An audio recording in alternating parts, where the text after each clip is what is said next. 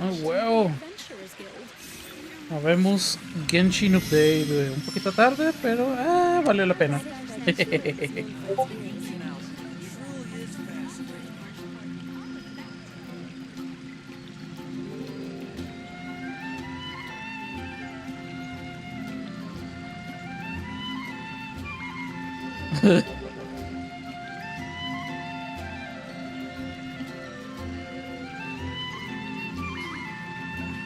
Está bien vergas el meme, güey. De mañana se trabaja con normalidad.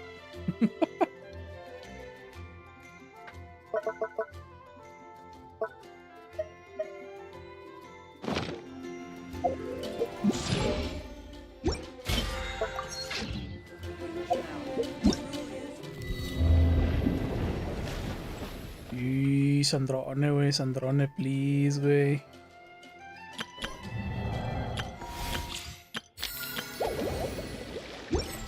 I don't sing for anyone in particular. Still,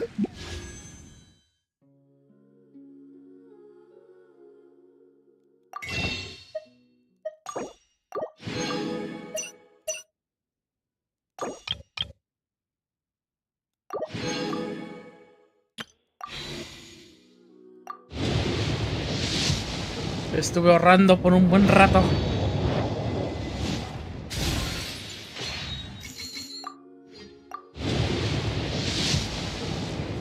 Ok, ahora sí ya me conviene ir al temple porque estoy a 67. Y a partir de 70 empieza el soft pity. Ah, también está esta madre, sí es cierto. Temple, órale.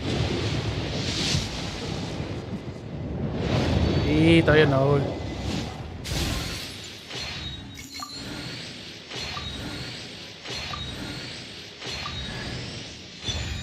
Otra copia de Fremine. Nada mal.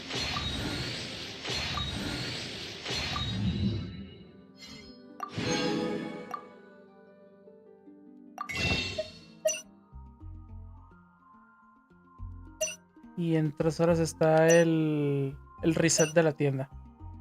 Y ya lo tengo garantizada la Sandrone. Porque me ha salido fuera de... Me salió una chichi, güey. if someone stops to listen, Entonces... I hope it provides a moment of Ah, sí es cierto, peace espérate. all the same. Esta vaina. La compensación.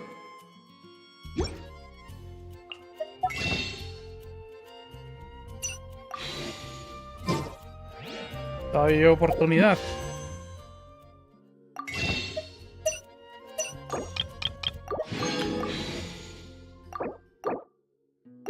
Would you like to go moongate? ¡A huevo! I hate self-introductions. If you're supposed to know me, you'll get to know me naturally. And if you're not, why waste the time and energy? But, very well. For the sake of etiquette, I'll humor you just this once. Behold, before you stands Marionette, 7th of the Fatui Harbingers.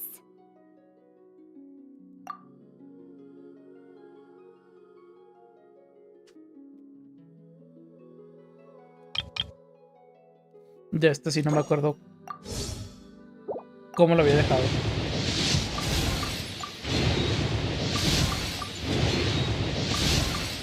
Según yo ni estoy cerca. Uf. Sí, no.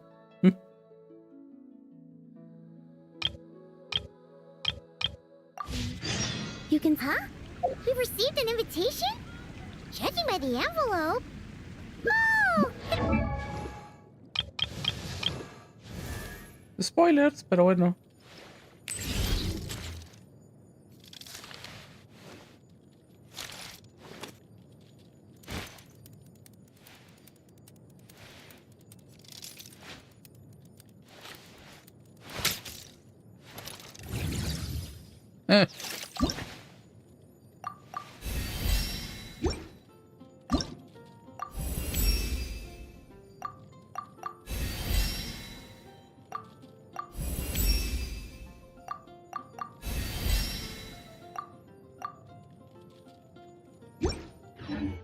Whatever 5 de you 12. prefer.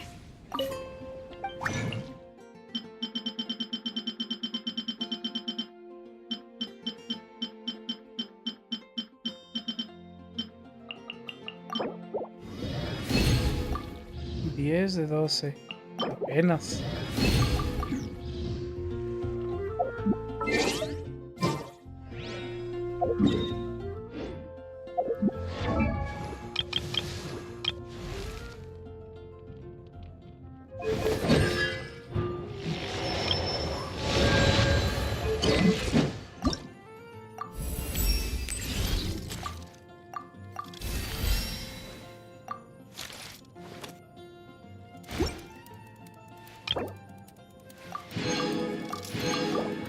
I don't feel for anyone in Qué bueno, güey, porque no tengo ningún DPS de Cryo. Still, if someone... Looks like we've been invited to a tea party. Paimon did. Spoilers, Paimon.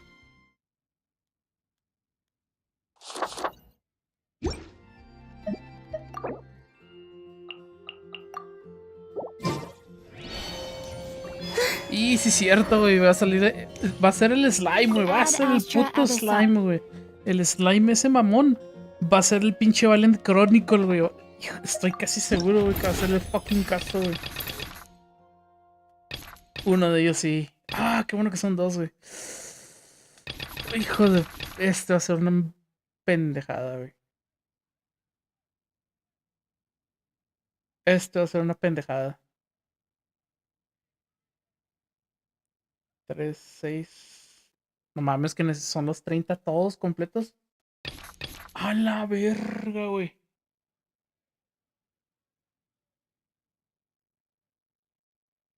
No. Hay diferencia de 1. Porque son 3, 4, 5, 6, 7, 8, 9, 10, 11. No, hay una diferencia de 3.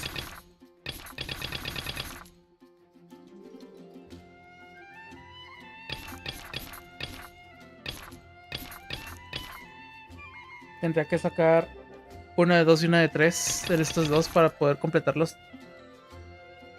No, porque tengo 22. ¿Qué chinga?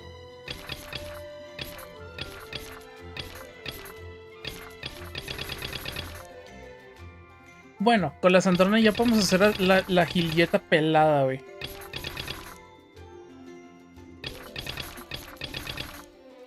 No, sí son 10. No, sí, de huevo, son todos. A la verga, güey. Conseguir ese último va a estar bien cabrón. Ah, es una pendejada horrible, güey. No mames. Ok, vamos a hablar con Quest.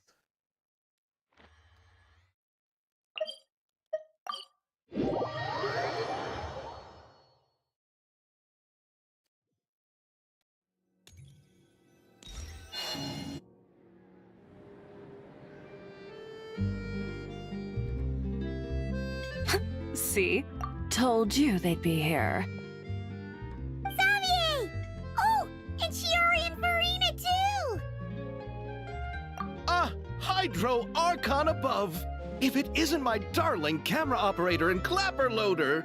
A very happy Fontanalia festival to you as well! I'm guessing you came back to celebrate with us? Yep, and help out too! Even though the last festival had some unexpected hiccups, making the film was still super fun. Since you're all here together like this, you must be planning on entering the competition, right? Of course! A celebration of the entertainment industry. No one who's anyone would choose to sit this one out. It only happens once a year, after all. Fontaine Fashion Week might be more my speed, but the film festival brings in a lot of orders and boosts brand recognition, so I wasn't going to miss out either. A few new awards have been added this year, too. Best Director, Best Costume Design, oh, and Best Camera Operation. Ooh, sounds like we've got work to do. Come on, tell us! What's Musketeer Pictures film gonna be about? Oh, about that. What's wrong, Xavier? What's with that look? Oh, some shady investor again, were you? No. Even I'm not naive enough to fall for something like that again. Besides, thanks to the fine people here, Musketeer Pictures has more than enough funds to shoot without investors. And yet problems persist. Huh? What do you mean? Well, we were planning to replicate our past success and shoot a film based on a popular novel. But as we were holding auditions for the female lead earlier today, a striking young mademoiselle wandered in by accident. Her disposition was simply ethereal. The look in her eyes somewhat melancholic. Oh, I wish you could have been there. The awe I felt can scarcely be put to words. You had to be there, friend. No matter where she stood, it was as if her surroundings, even the air itself, turned into the perfect shot. Guess you found your lead actress then? No, quite the opposite. My script is entirely unworthy of her. I fear it is. Nevertheless, I couldn't help but approach the mademoiselle to ask about her background and what brought her to Fontaine. What did she say? Sadly, she said her best friend was gone. After returning to her own homeland not too long ago, she decided to visit where her friend was from to remember them better. Oh, no wonder she looked sad. Yes, but that's when it struck me. Why not cast her as the lead in a film centered around her search for this old friend? Huh? You're gonna rewrite the whole script? But is there even enough time? Isn't the prep work super complicated? Think about the difficulties we faced with the two Musketeers. We had to start from scratch back then, too. I'd say we're ahead of the game this time. Guess so, but... Don't worry, Paimon. Shiori and I have evaluated the proposal, and we support Xavier's decision. I won't really need to start on the costumes until the cast is finalized, so it's not too much extra work for me. Oh, fair mademoiselles. How can I ever thank you? Finishing the script would be a start. Nah. You know, compared to a commercial popcorn flick, I do prefer the idea of shooting a more artistic film. Hablando de palomitas. One that leaves a profound and lingering impact in the hearts of the audience. I agree. True trendsetters are the people who dare to go against the grain. Wow! Leave it to Director Farina to have a vision. Honestly, though, the artistic passion of everyone at Musketeer Pictures is inspiring. Anyway, now that we've heard so much about this lead actress, Paimon's gotta know who it is!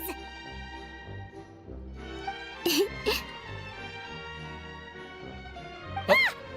Columbina! What are you doing here? Hello. I was just walking past when I heard you talking about me, so I came over. Huh? You know Miss Columbina? Of course! Wait a second. Does this mean... Columbina is the actress who inspired the whole rewrite?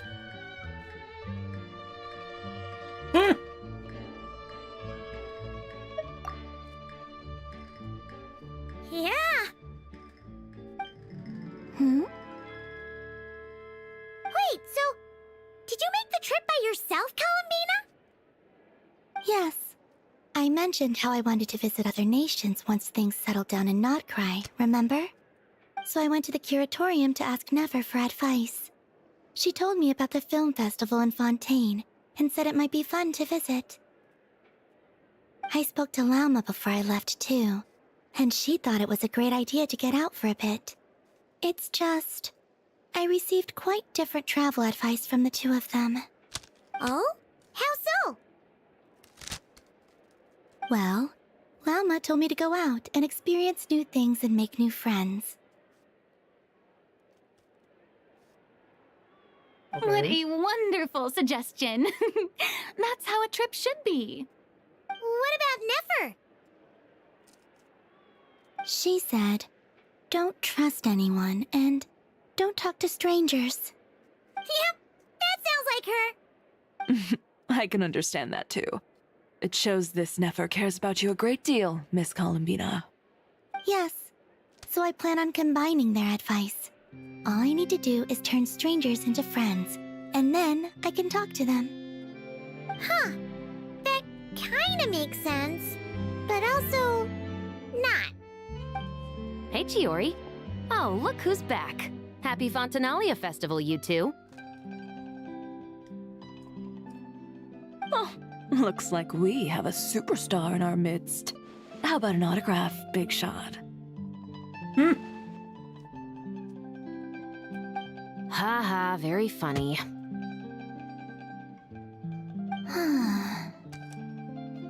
All settled then? Yep, the Duke gave his blessing, and I cleared it with the Udex. During the festival, inmates with good behavior will get a chance to spend some time on the outside. Under the stringent supervision of the Special Patrol, of course. Risley! It's been a while! Happy Fontanalia Festival! Does that mean Veronique and her brother will be at the festival? During a specific window of time, sure. Doesn't hurt to give the inmates something to look forward to. A little sun'll do them some good, I think. This is a friend from your travels, I'm guessing. Thought I heard something along those lines. Right! We should make some introductions, huh? Chevros, Risley, this is Columbina, a friend we met in Nocry. Welcome to Fontaine, Miss Columbina. I bet the weather's been quite an adjustment. Yeah.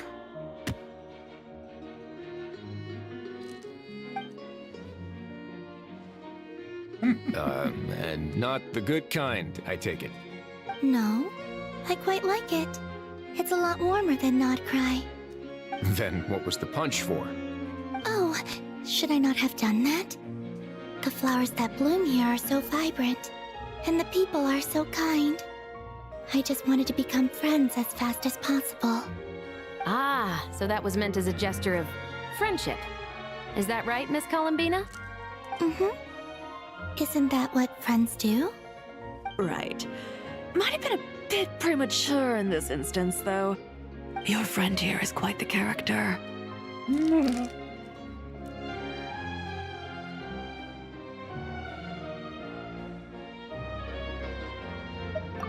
Good thing we said something. You weren't seriously gonna go around punching every single person in Fontaine, were you? No, just the ones I wanted to be friends with. That's not...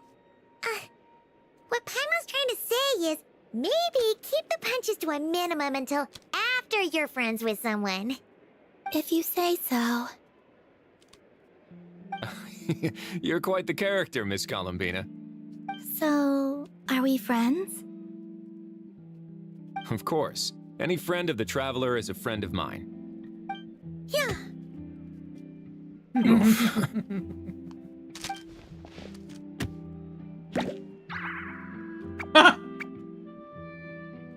When it comes to friends, you sure know how to pick 'em.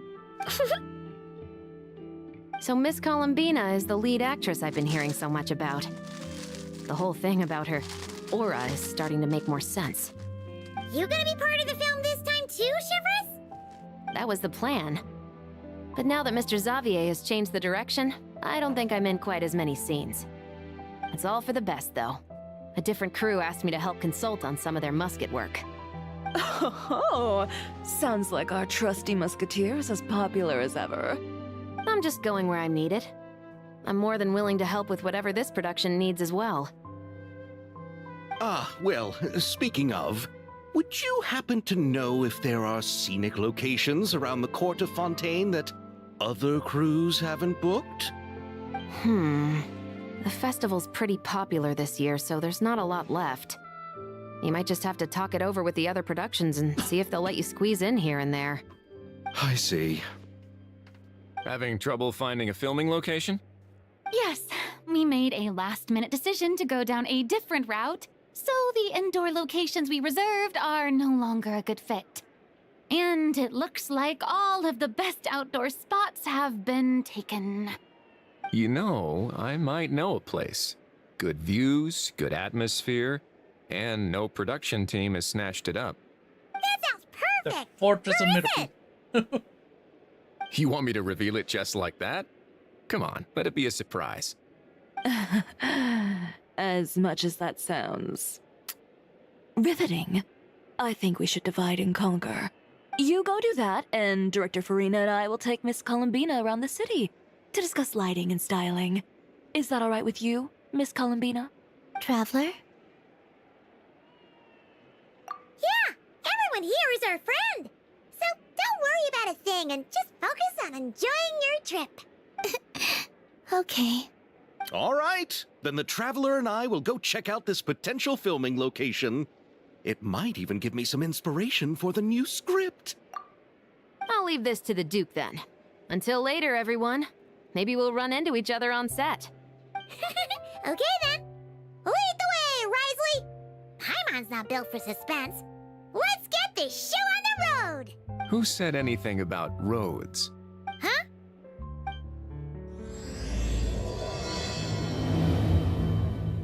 Oh shit, el barquito.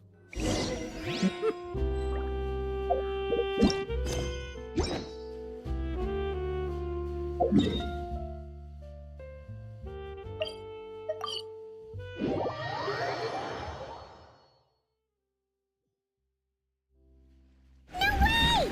You brought the winglet up to the surface? It'd make quite the grand backdrop for a film, don't you think?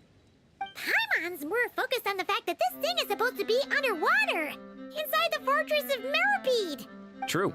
And keeping up with the maintenance on a vessel this big is a lot of work. It takes a crazy amount of manpower just to keep it up and running. Oh, Paimon kind of thought it just sat there until you needed it. I wish it were that simple. The truth is, the maintenance costs on this thing are substantial. So we decided to rent it out during the festival to earn some extra mora. Besides, the inmates are the ones who keep it in good shape. Seeing the fruits of their labor put to use is a good form of social rehabilitation for them. Huh, you've really thought this through. What you think, Xavier? Is this a good place to shoot? Ah, I've got it! Good messieurs and mesdemoiselles, I've got it! Gonna take that as a yes. The beginning is the hardest part, and the opening of this film has been eluding me, but now I know just how it should start. Glad to hear it. Thanks for bringing us here, Risley. Don't thank me just yet. This isn't quite a done deal. Huh? Not a done deal as in someone already rented it out? You said no other production teams had snatched it up. This person isn't affiliated with a production team. The rental fee was high enough to scare off plenty of other film crews, but she didn't blink. Made quite the generous offer, and didn't even attempt to haggle. Do you know what she plans to use it for? I'd like to at least have a rough idea before going in to negotiate. I didn't ask for the details, but I did see what looked like a fishing permit and a business license on her desk. My guess is she's planning on using it for some kind of restaurant or aquarium. A floating restaurant is sure to attract people, but an aquarium sounds cool too. The views from the ship make it a great spot for a date. The winglet might not be under my command right now, but it's always nice to see her admired. A film is sure to drum up some good publicity as well. I do hope we can work something out with the current captain. Well, guess we should head over and talk things out then. Best of luck.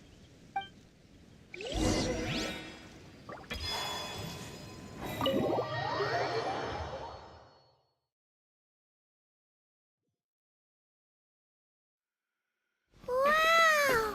The winglet seems even bigger up close. The rooms are so spacious. Wonder who rented it out. Hello? Anyone there? Perhaps the captain had business to attend to elsewhere. But why rent such a massive boat just to have it sit here? Without even leaving so much as a note? Anyone there? Hello? Seriously? Right now? What is it gonna take to get some decent Sleep around here. Is a nap? Sorry, the aquarium's closed for the... Huh? See Lolly? Traveler! Paimon! Hold on. This is just great. How am I gonna go out dressed like this? What happened to my regular clothes?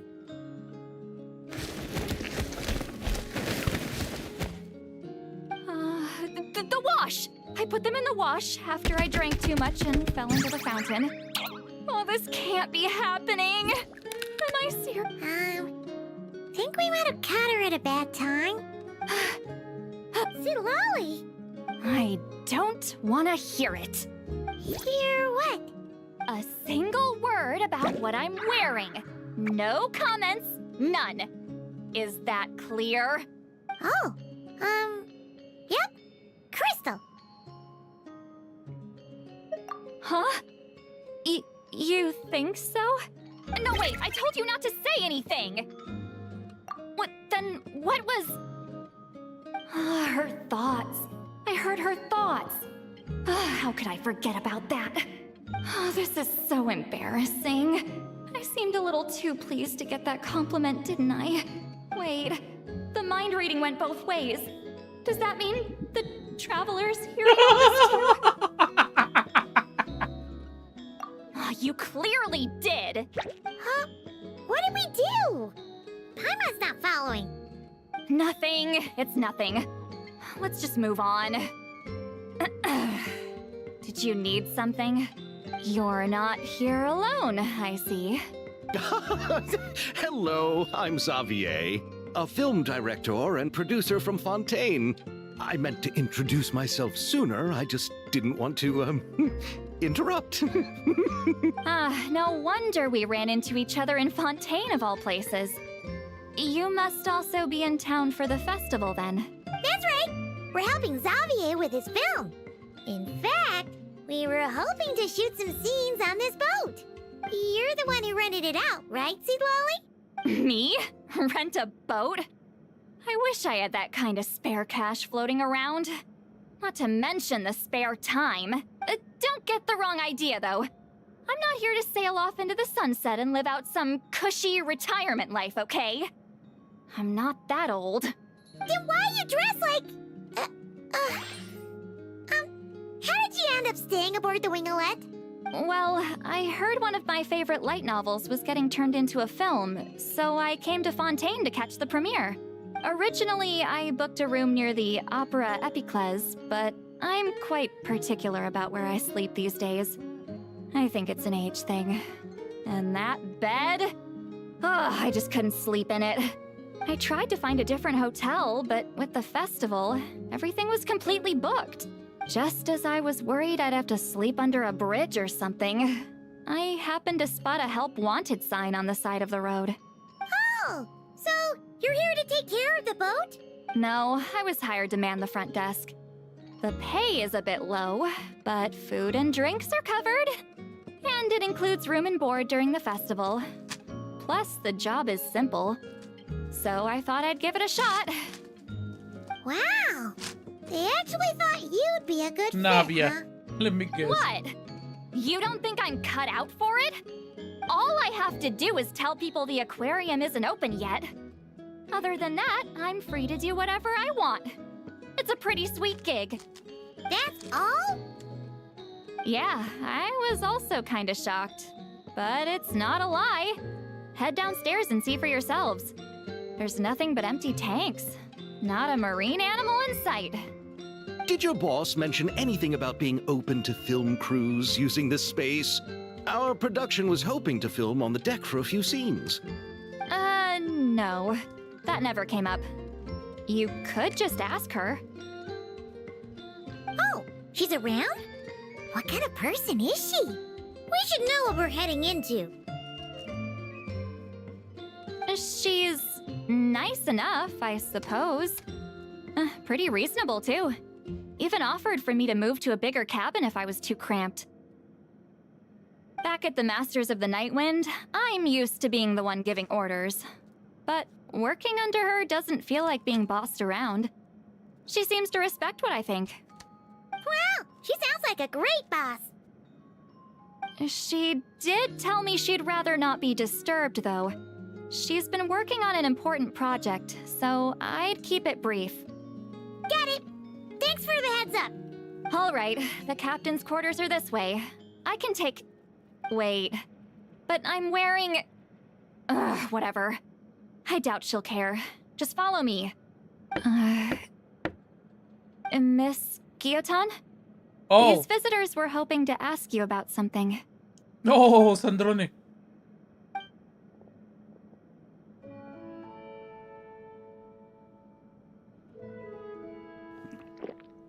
I thought I said to limit the interruptions. Just tell them the aquarium is still...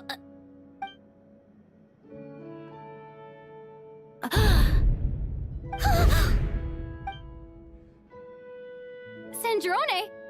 You're here? Huh? You know each other?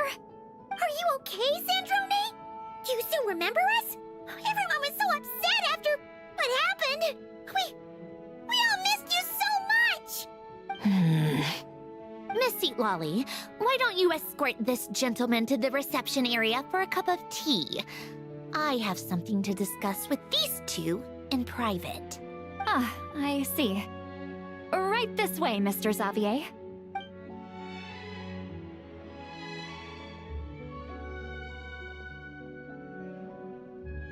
Sandrone? I really can't go anywhere without running into you two, can I? Are you okay? During the battle, your core, it was...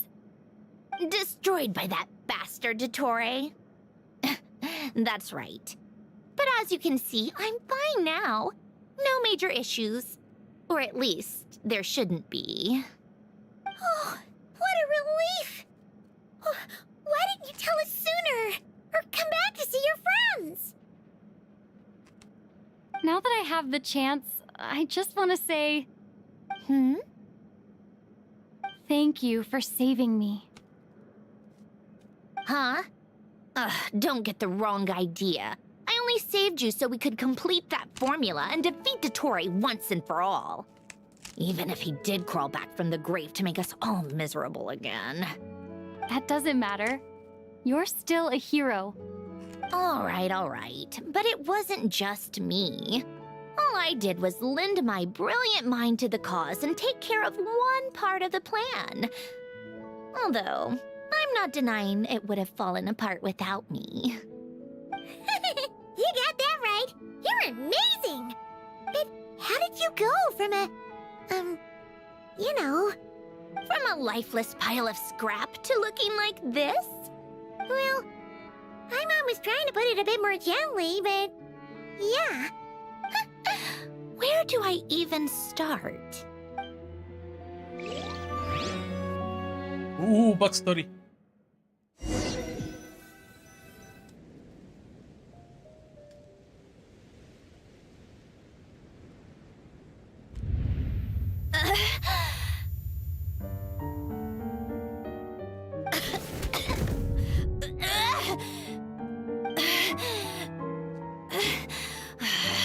Curse it all!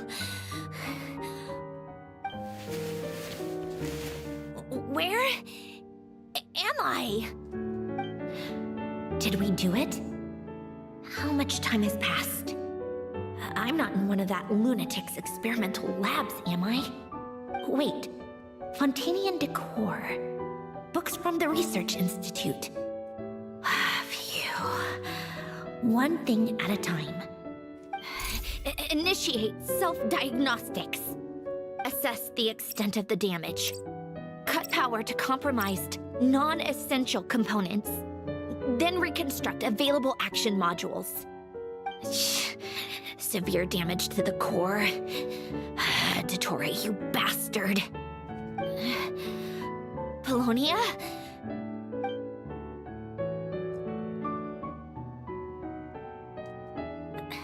Polonia, wake up! Activate!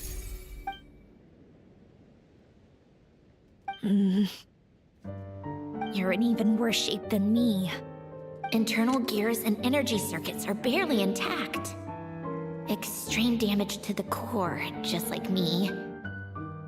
Rebooting is off the table. Even if I could repair the damage, I don't know if... You used up all your critical energy in those final moments, didn't you? To protect the core of that guy in the hat, and the numerological array. Wait, the array. Yes! The prototype is still here. But can I even run it in this state? Whatever. I have to try. I just need to confirm one thing. Activate the numerological array. Connect the computing core to my body.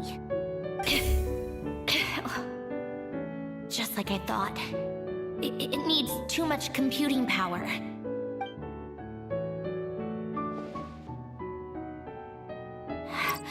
Cut off power supply to all functions except the thinking module. Please. I just need to ask one question. Initiate query regarding the 3 moon sisters. How many living moon goddesses are there in possession of the Trilunar Authority? 1. It worked. You did it, Columbina. You made it back. But how did I survive? The self-diagnostics showed damage severe enough to shut me down for good. What triggered the reboot? A built-in message? Only visible after a core reboot. The final gift. Alen! Were you the one who gave me this second chance? But why now? What activated it? What is that? A vision? Wait, no. It's a stellar linchpin?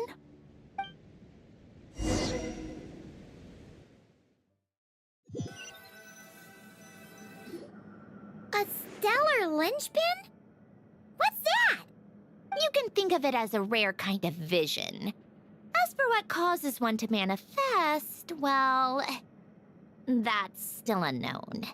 But in Snezhnaya, or in Afatui's research at least, it's believed to have some connection to the third descender.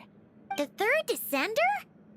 We knew his remains were used to create the Gnosis, but this is the first we're hearing about a stellar linchpin. You knew about the remains? Right, of course. Look who I'm talking to. Yes, the heavenly principles used the remains of the third descender to create the 7 Gnosis as a means to consolidate the Archon system. Visions result from that same system, so extrapolating from there, it's clear that the manifestation of a vision is also, to some extent, related to the third descender. Still following? For those that wield them, visions serve as a means to channel elemental power. The same is true of stellar linchpins. The difference is that, when wielding elemental energy, stellar linchpin users often exhibit a unique kind of power that seems to come from beyond to that. It's believed that, when a stellar linchpin manifests, impurities from the remains of the third descender get fixed in place. Hence, the name. That's also believed to be the source of the strange power I just mentioned. We've heard that visions can appear when someone has a really strong wish or desire. Stellar linchpins sound kind of similar, so does that mean... Huh? Oh, don't look at me like that. I've never had any grand wishes or aspirations. Just a list of things that drive me up the wall. So if you're asking why this thing appeared, I have no clue. All I know is that without it, the gift Alen left me, this built-in second chance, never would have triggered. The damage to my core was too severe. But thanks to the stellar linchpin's manifestation, it did trigger.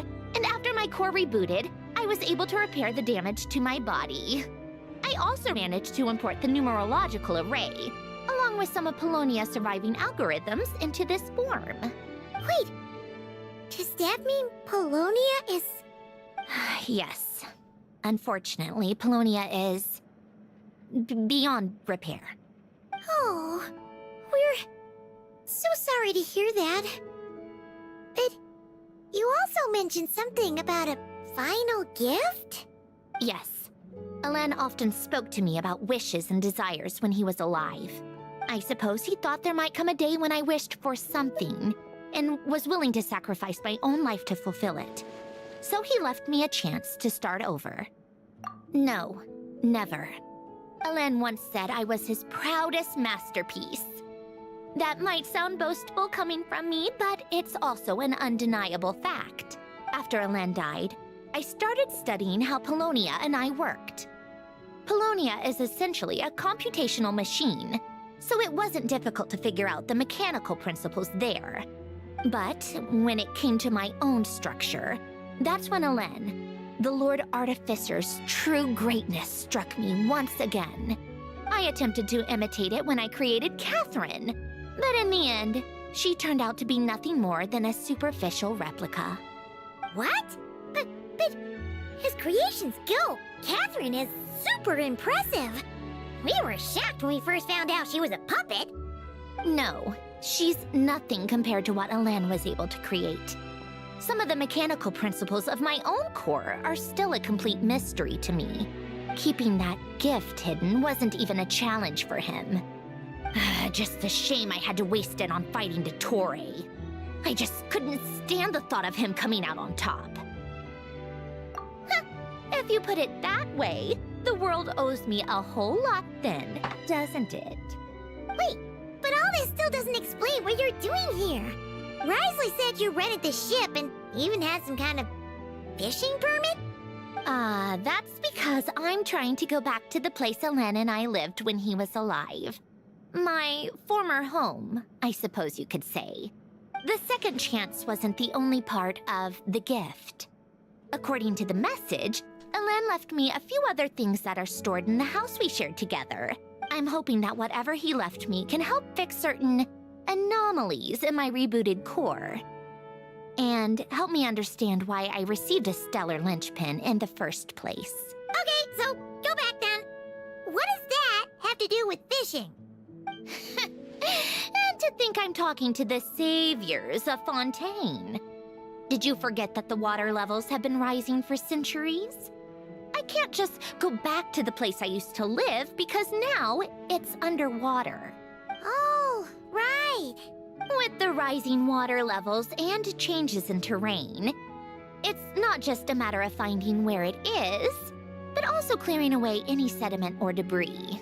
But Fontaine law prohibits unauthorized individuals and organizations from excavating underwater ruins. A Melazine caught me the minute I even made an attempt. Why not apply for authorization then? And face the endless slog of Fontainian bureaucracy. No thanks. Besides, I'm a Fatui harbinger. The diplomatic implications alone would be enough to give the gestionnaires at the Palais Mermonia a headache. A fishing permit, on the other hand, isn't difficult to obtain at all. Minimal paperwork required, and under the name Guillotin, the application was a cinch. So you're exploiting a legal loophole? Am I? That underwater home belongs to me. If I happen to chance upon it while doing some fishing, what's the issue with that? Of course, I do have to catch some fish to put in the aquarium, just in case the gestionnaires come to check up on things. That's also the reason I hired someone to man the front desk. Huh? But isn't that kind of a waste? He went to all the trouble of getting a business license and rented out this giant ship. Just for show? If you want to run an aquarium that bad, be my guest. Use the facilities however you want. I'm certainly not going to stop you. All Nice. I want is to go back home and see what other gifts Alain wanted me to inherit. Hold on. Enough about me. What are you two even doing here?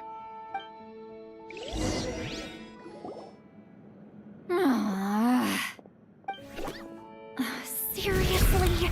They've been in there forever. The reaction when they saw each other was strange, to say the least. They're You're lucky I was nice enough to leave the room and give them some space. Back in the Masters of the Nightwind, I'm the one who gets to kick people out. I just want to know what they're talking about. Should I cast a little eavesdropping spell? Oh, no, what am I thinking? I'm Granny Eastley, the great shaman of the Masters of the Nightwind. I can't do something like that. This is just ridiculous. Making me wait out here for so long? Where's their respect for their elders? Oh, here they are. Were you back there arguing or something? What took you so long? The two of you are already acquainted with Miss Guillotin, then? Oh, yep. But don't worry, we got everything sorted. Sandrone agreed to let us shoot on the ship, but it has to be when she's not here. When she's not here? That's right. You'll excuse me if I didn't exactly ask for this little reunion. I wasn't planning on seeing anyone. Like I said, my core is severely damaged. Even with the gift, there are anomalies that are making things unstable. I don't even know if I can continue to function without issues. So the priority is to fix these anomalies and get answers to my own questions. Then, I can see the people that need seeing. Anyway, just let Sandrone know when you plan to film Xavier, and she'll, steer clear. I do hope I'm not causing Miss Guillotin too much trouble. No! She just wants to keep a low profile for her own, complicated reasons. She doesn't want anyone else to know she's here. Understood. I'll be sure to keep that in mind. Oh, and see Lale? Huh?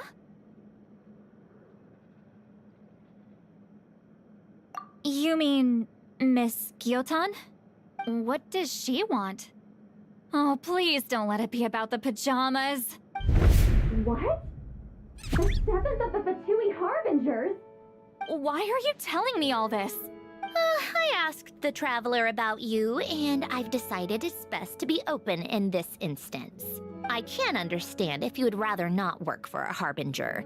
Regardless, the room on the ship is yours to keep. You're an acquaintance of the Traveler, and I plan to honor that. Wait, she's actually nice? It's not a problem. The captain also worked for the Fatui, and he helped Natlan a great deal. We know that there are good people among your ranks. Besides, I've been around long enough to know what it means to earn one's keep. This isn't Natlan, and I don't expect special treatment. Besides, sitting at a desk isn't exactly backbreaking work. I appreciate that perspective, great shaman. Seat Lolly. Just call me Seat Lolly. That title makes me sound so... old. Well, Seat Lolly, the Traveler and I are looking for something, so we'll be heading underwater together soon. I'll leave the ship in your care while we're gone. Together? How often? Not too often. We're heading out in a bit, but I'll be available if you need something. You couldn't, go alone? I wanted to, but she was concerned about my physical well-being, so she offered to come with. Guess my mental well-being means nothing then. Huh?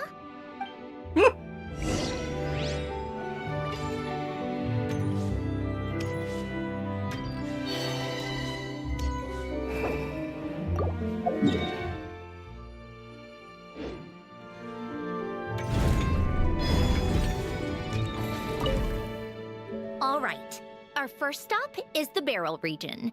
After Alain left the Fontaine Research Institute, he lived in seclusion somewhere around there. Ese Lali está así de que bien celosa. ¿Cómo es?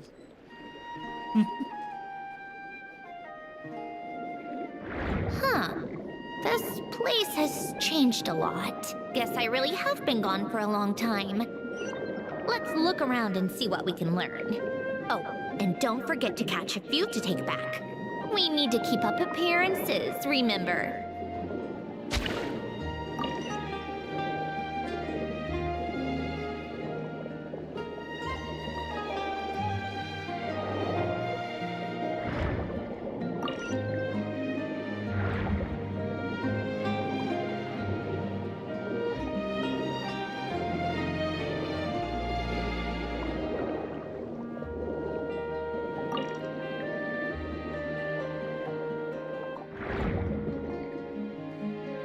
Poisson isn't too far from here, right? It's all a bit nostalgic, I guess. Back when I lived here, all this was still above water. All right, I have a general understanding of the terrain changes and sediment accumulation. We can stop here for now.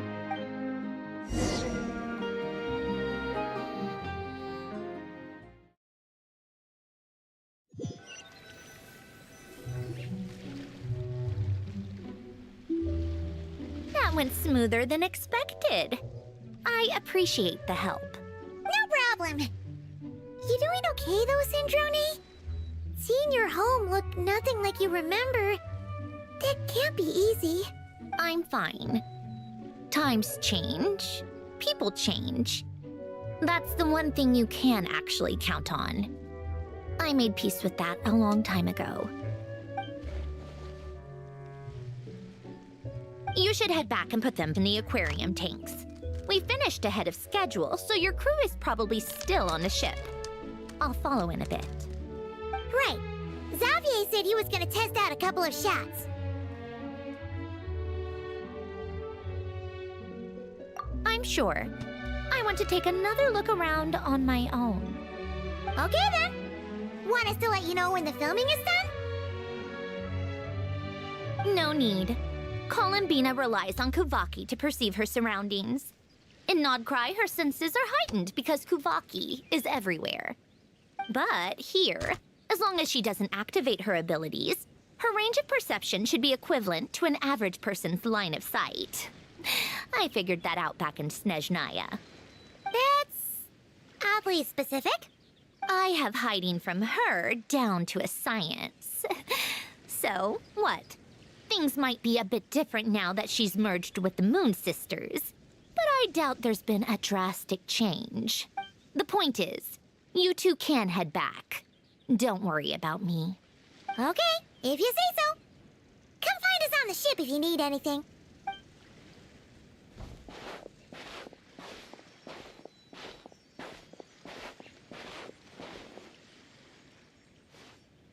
What did you leave for me, Elen? Did you know I would come back?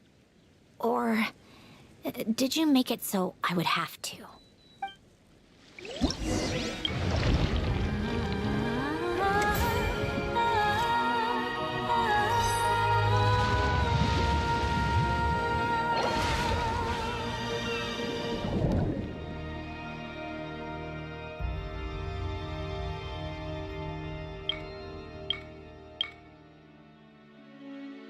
Ooh.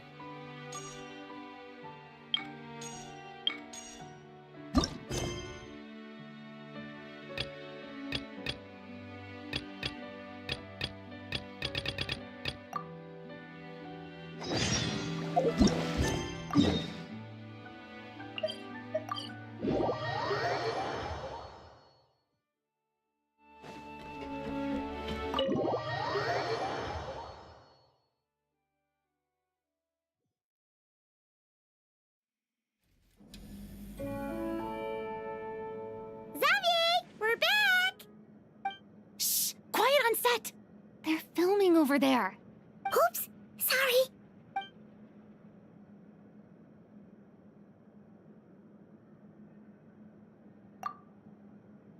What's your take, Detective? Bullet wound to the chest. Gunpowder residue on the clothes. The victim must have been shot at close range. You think it was someone they knew? Yes. It's possible the suspect arranged for them to meet at this very spot. A reasonable deduction. But you're overlooking a crucial clue. What? The victim's pocket watch is missing. And cut! I think we got it! Good work, everyone! Phew, finally. Acting was nerve-wracking for me when I first tried it too. Just loosen up, and you'll get used to it in no time. Chevres! Charlotte!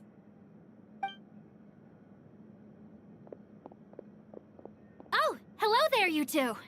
You're filming here too? Oh, so Charlotte's crew must have been the one that asked you to help out, huh, Chevres? Yep. They heard about a potential filming location and wanted to come check it out. But when we got here, your crew had already beaten us to it. Luckily, Xavier and our director, Lapine Pauline, go way back. In the end, we agreed to just share each other's filming locations. Considering all the last-minute Oh, changes, Lapine. that's just what Musketeer Pictures needed. For sure! Based off the scene just now, you must be the star of the film, Charlotte! You bet! This detective costume really suits me, don't you think? Oh, for sure. You're already right at home lurking in the shadows taking pictures of this and that. Add a notepad and you're practically method. Thanks, Miss Chiori. I appreciate the compliment. That didn't sound much like a compliment to Paimon. So this is a film set? It looks like a very happy place. This must all be quite new to you, Miss Columbina. Yes. I watched a few films with a friend once, but she thought there was no point if I wouldn't open my eyes. So she stopped inviting me. Looks like I missed out on a lot. True, but being an actor seems like a tough job. Huh? Most people would swap lives with an actor in a heartbeat. The lifestyle is so glamorous, and the pay is more than generous. But they have to act out lives that aren't their own, with the whole world watching on in judgment. If they don't do it justice, it must feel like they're letting people down. That's exactly how it feels. This young lady has quite the unique perspective. Well, that's true. But these actors are here because they want to be and they think it's fun. Most of them, at least. Not to mention, the film we're shooting is based entirely on you, Miss Columbina.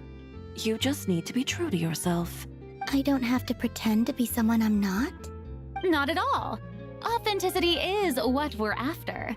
For example, this first scene opens with you on the boat. You just need to think about that moment in the story and picture how you would feel. Oh, okay. We're all here? Wonderful! Let's head to the deck and get shooting. Oh, and this is for you, dear Paimon, your clapperboard. Is this the same one Paimon used for the Two Musketeers? The very same. I saved it just for you. Thanks, Xavier! Feels like being reunited with an old friend. Of course! That said, I have a different job in mind for you this time, traveler. Our film is focusing on a single protagonist, so conveying the subtle changes in her state of mind is of the utmost importance. In addition to the actor's own performance, another way we can convey that is through lighting. Huh? But there's already a lighting specialist, isn't there? Yes, but it's clear the traveler and Miss Columbina share a deep bond. You might have a better chance of understanding her frame of mind in certain scenes. Oh, that makes sense. So, what do you say? Willing to take on the role of lighting specialist? Then we'll combine them! You can be... It's settled!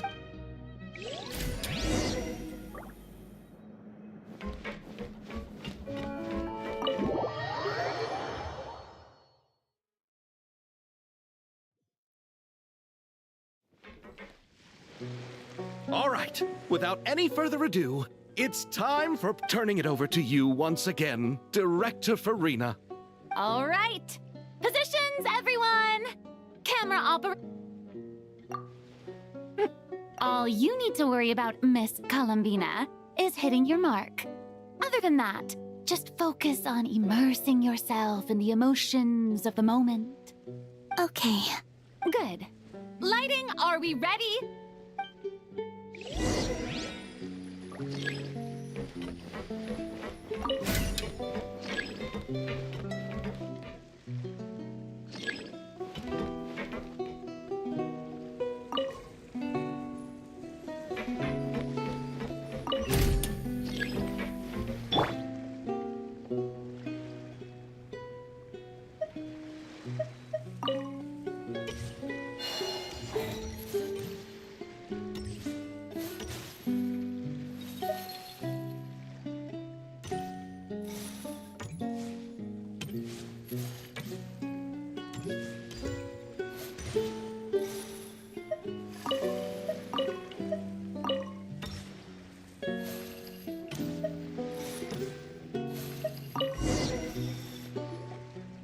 ready.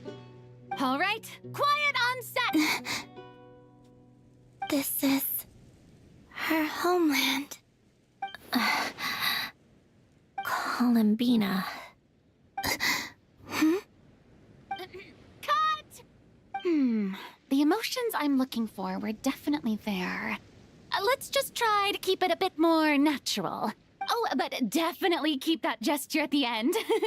I loved how real it felt. You looked genuinely moved. All right, if you're ready, let's go for another take. Miss Columbina? That presence. It kind of felt like Sandrone.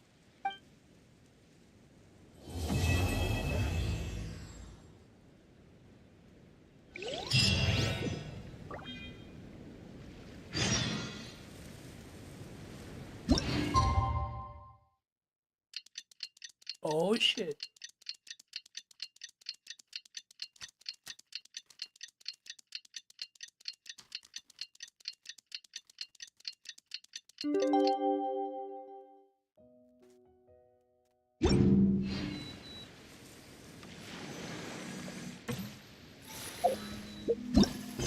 Tócala pues. Focused Experience Mode, por favor.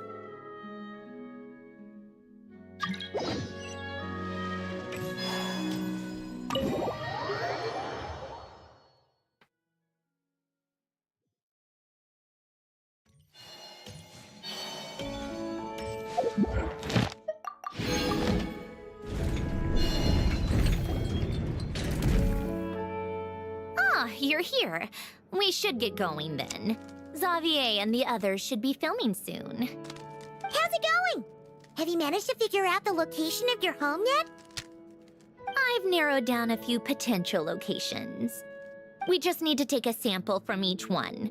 Once the equipment analyzes them, we should know the exact location and where to find the entrance. Great! We should get started then.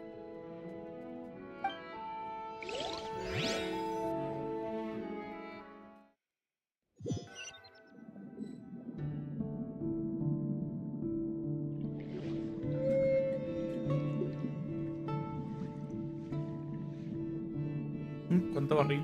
All right, let's get a move on. That should do it. Let's head back.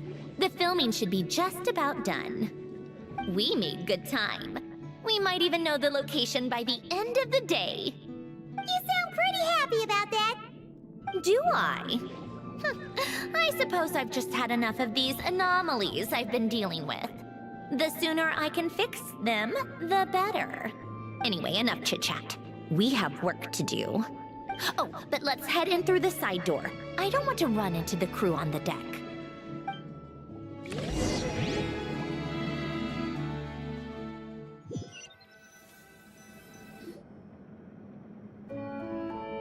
All right. Now we just need to wait for the results.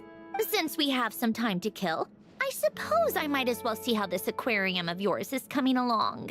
You seemed quite enthusiastic about it, after all. It's really coming together.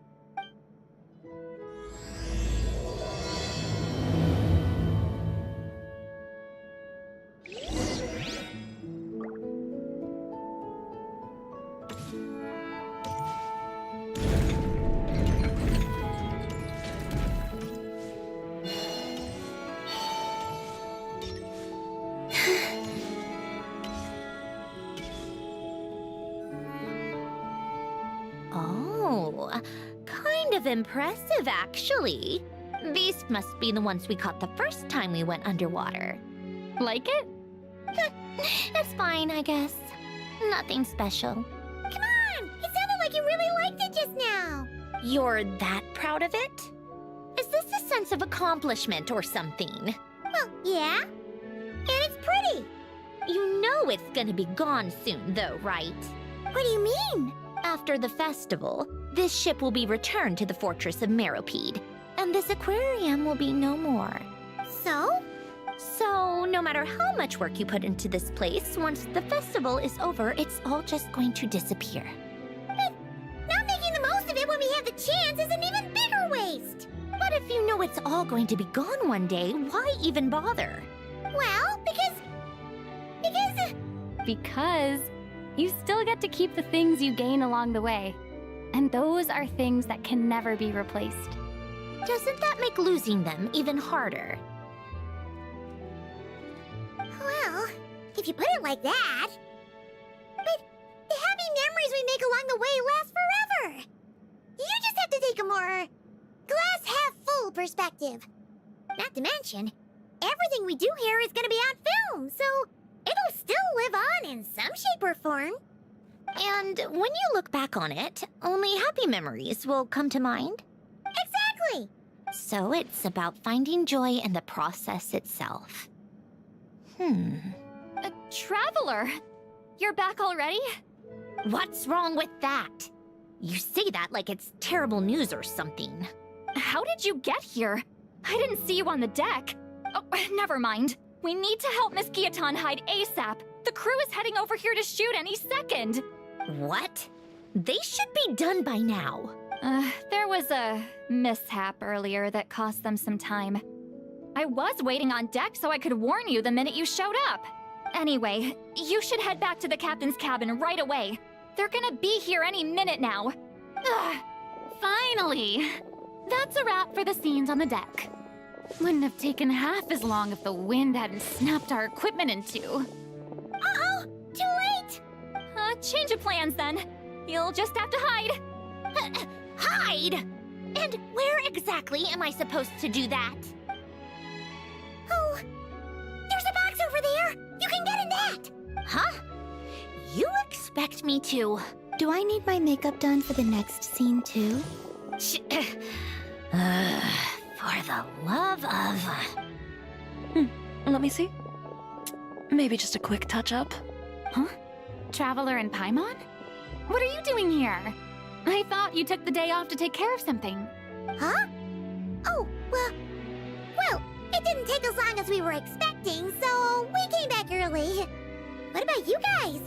You're still not done shooting for the day? No. We ran into an issue that, set us back. It meant Miss Charlotte's crew wasn't able to wrap either. We both still have scenes to shoot in this aquarium. Oh, that's not ideal. For several reasons. Let us help then. The sooner we wrap, the sooner everyone can get some rest. All right. Thanks, you two. Miss Charlotte's crew can go first then. If I'm not mistaken, you still have a night shoot later. Thanks, Director Farina! Of course. Fellow artists should help each other out where we can. Agreed. Well then, camera, lights, get set up. Act. All right, places, everyone. And 3, 2, 1, action. So, the story ends like this. But when Duke Saint Germanus departed, he clearly said that everything was beyond redemption. Huh? That sounds familiar. Wait, it's from that novel I came across while researching the numerological array. He's only a genius when it comes to mechanics, and everything else, he's just an ordinary person. Huh? What was that noise? Whatever, I'll just fix it in post. Miss Jacoba, please don't speak as if I were the accomplice. Not so hard.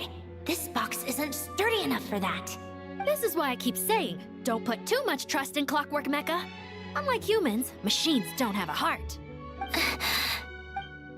A heart? That's right. It's what's on the inside. It's also referred to as someone's soul, or likened to free will. You can think of it as a person's core, what makes them unique. In general, though, people don't believe machines are capable of having a soul. You said my emotion module was faultless. It is, but that's not quite the same thing. Do you think I have one then? A heart? I don't think so. I know so. The question is, do you recognize it within yourself? That's where you're wrong. I can't believe this. Forcing me to hide in a box and listen to this drivel. Me. In the end, clocks tick through tranquil years. Fish swim in crystalline springs. No matter how grand a dream is, it will fade away like this. Forlorn, wordless, silent. And cut. Whew, that was a long one. What did you think? If she makes them do another take, I'm going to flip a lid. And not just the one to this box. Well, there were some weird audio things going on, but acting-wise, it was great. It's a keeper. Perfect. That means I can get out of this box. It's our turn. Camera operator, set up for the next scene.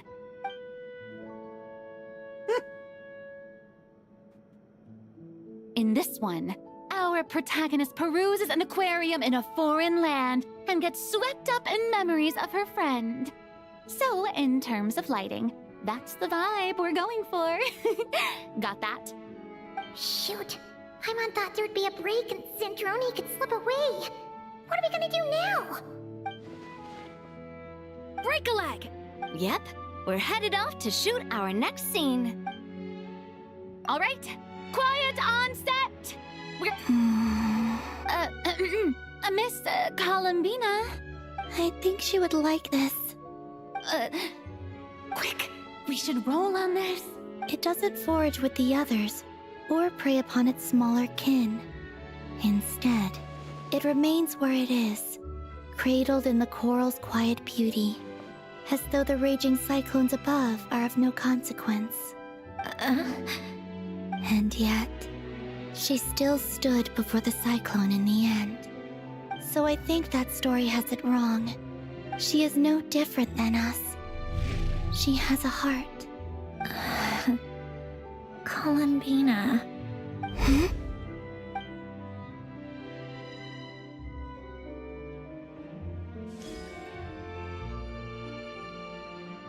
Uh-oh. Is she onto us?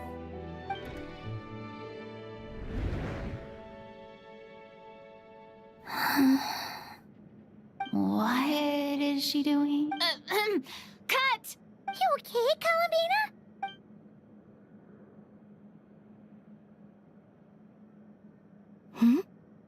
Oh, yes. I just thought... Why don't we take a short break? That last take was beautifully organic, though.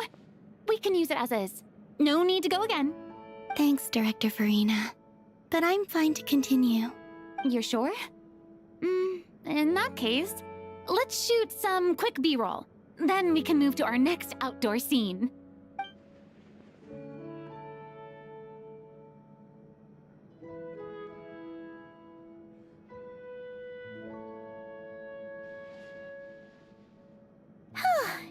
We're in the clear this time. Ugh! Absolutely suffocating. You okay, Sandrone? Right as rain. Come on, let's go check the test results. It's time for me to go home. Está del otro lado.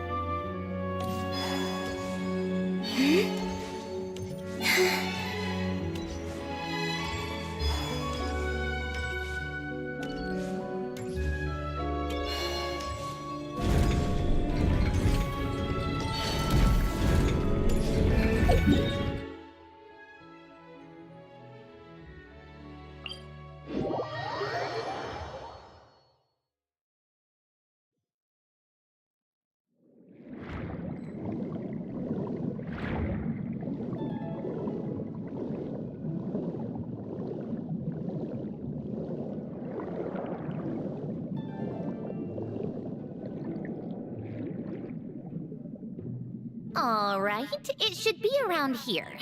Give me some space. I'll activate the water insulating mechanism.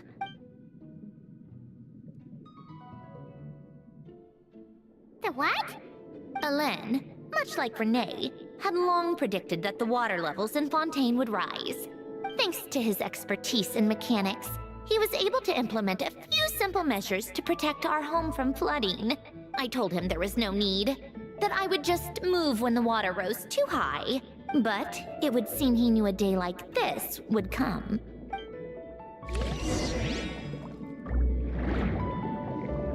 All right, the silt has been cleared away. Go activate the mechanism for the first sluice gate. That will fill the empty middle chamber with water.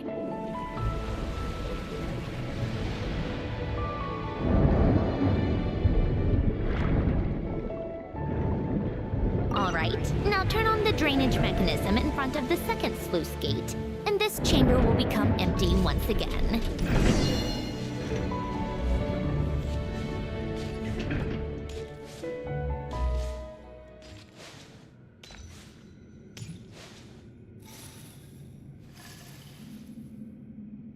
So, this is where you used to live? It's beautiful! There's even a garden! Back when I lived here, Ooh, wait a it was minute. my job to tend to the potted plants and flower beds.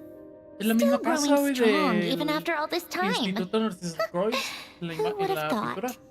If the weather was nice, I would take Alen out in his wheelchair and we would go for a walk. Before long, we started bringing Polonia along too. Come to think of it, I was the only one who could get around easily back then. Polonia always got stuck at some point, and it was up to me to launch a rescue mission. Happy. I suppose they were. Uneventful, but pleasant. Repetitive, but peaceful. It was like living in a world where time didn't exist. Of course, that was all just an illusion. Death still awaits all of us at the end. Oh. All right, enough standing around. Let's head inside.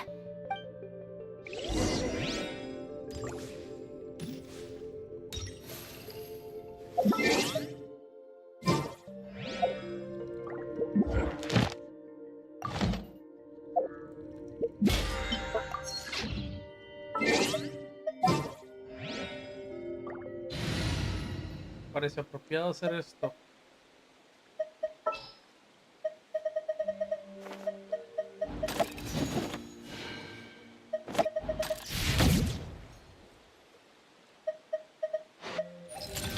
Let's go, Faggio.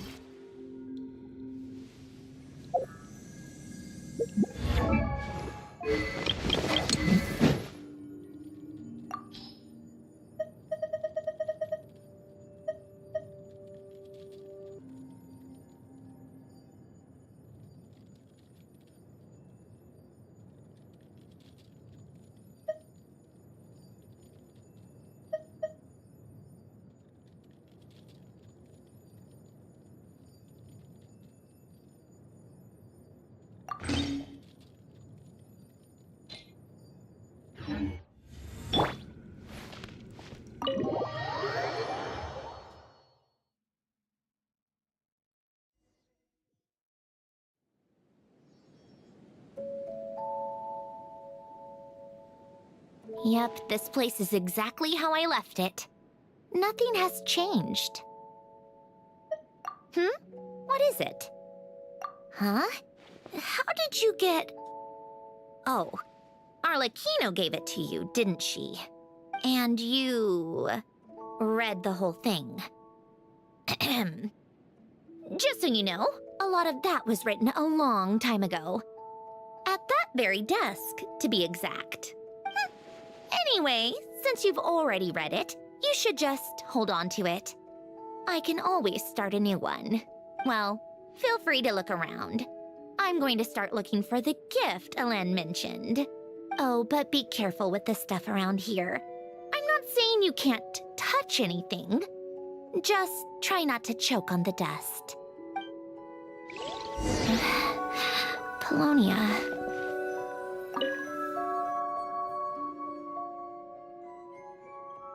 Oh, I played with these when I was little.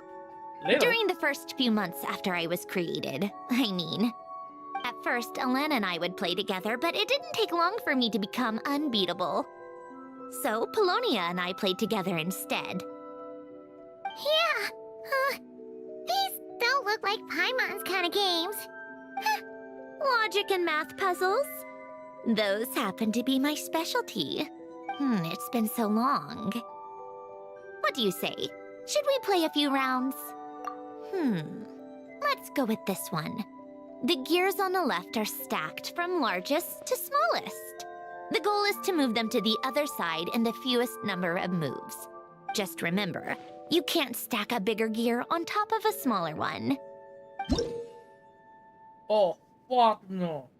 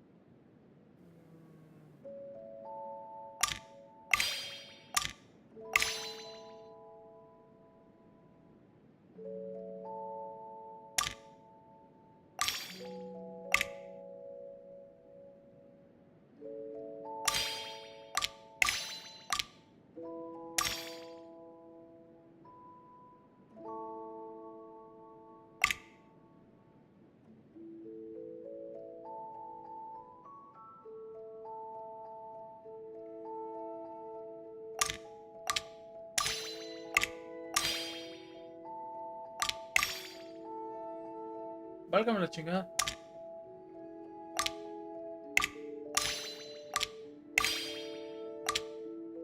No hay manera de...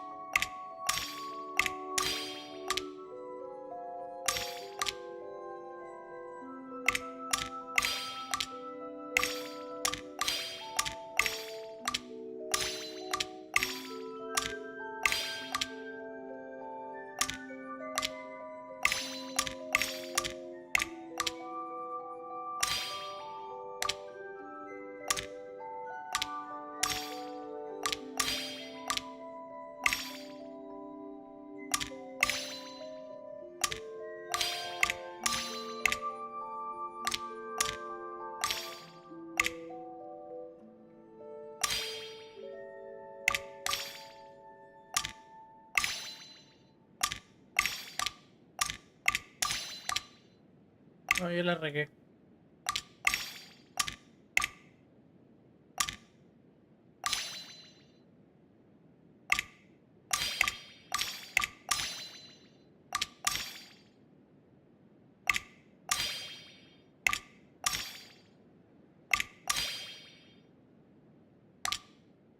¿Cómo puedo bajar el de mero abajo?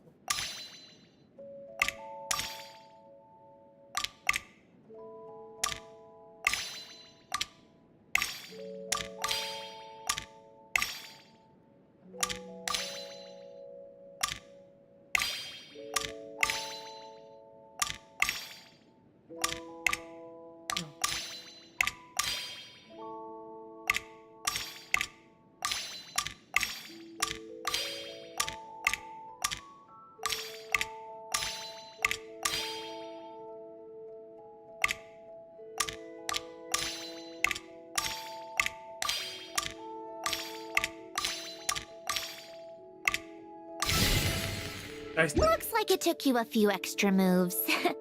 My first attempt was the same. You'll get better with practice.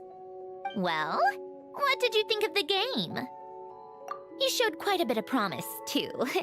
We should do this again sometime. There are other puzzles we could try.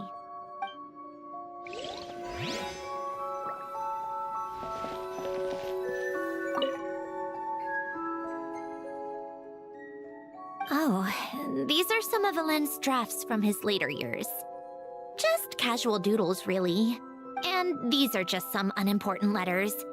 I couldn't be bothered to sort through them before I left.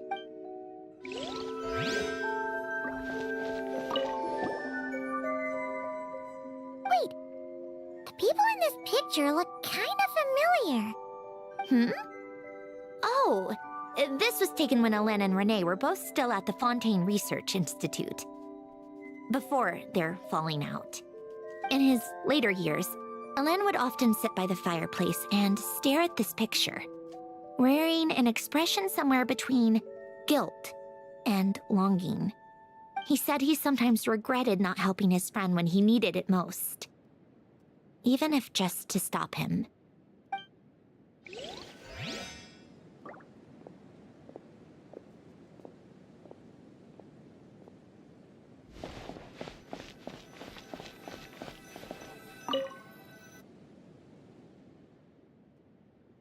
This was Hélène's workbench. Later on, of course, it became mine. It's where both Polonia and I were brought to life. Before Hélène was bedbound, this is where he would teach me about mechanics. I would sit and listen, chiming in with questions here and there. Later on, when he got too sick, I took over and would work on Polonia here. Wow! This house is filled with so many memories! It's so cozy and charming! You should have seen it at its prime, when people actually lived here. A lit fireplace, a steaming cup of coffee. That's the real deal. You know, we also used to have a mechanical piano that Hélène built. Ooh! How chic! Hélène never played it much. He probably wasn't able to at that point. But I managed to teach myself. Music theory is essentially math after all. Once you learn the patterns, it's not really that difficult. Correcto. I loved perusing Hélène's collection of classical music. The chords and harmonies felt like individual mathematical puzzles. It was fascinating. So I did some composing as well. But as Hélène continued to deteriorate, even the sound of music began to grate on his nerves. So I got rid of the piano. Aww. Back then, I assumed a piano was like an ordinary clothing rack, commonplace in every home and easily replaceable. It was only after I left that I realized how hard a good piano is to find. Enough about that. Hélène's gift should be just in here. The only things undisturbed before I left were a few of his personal belongings.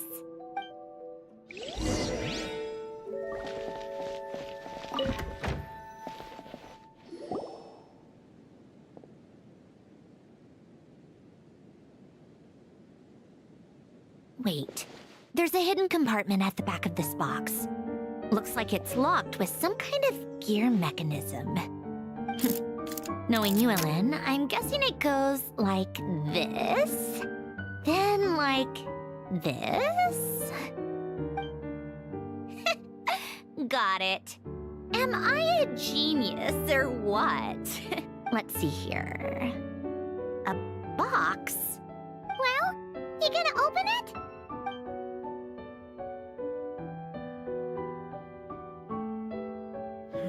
It's heavier than I was expecting. Just how much stuff is in here?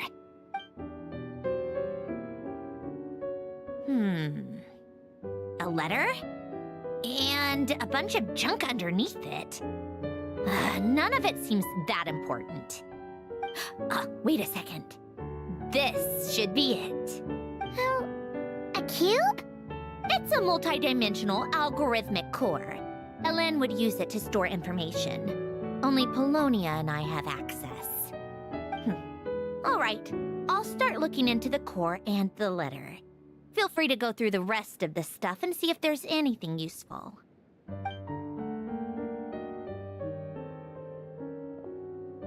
Okay.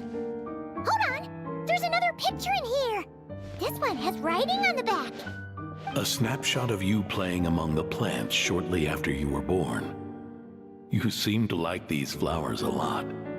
May you grow and flourish just as they do. Huh? Wow! Look how happy you are in this picture.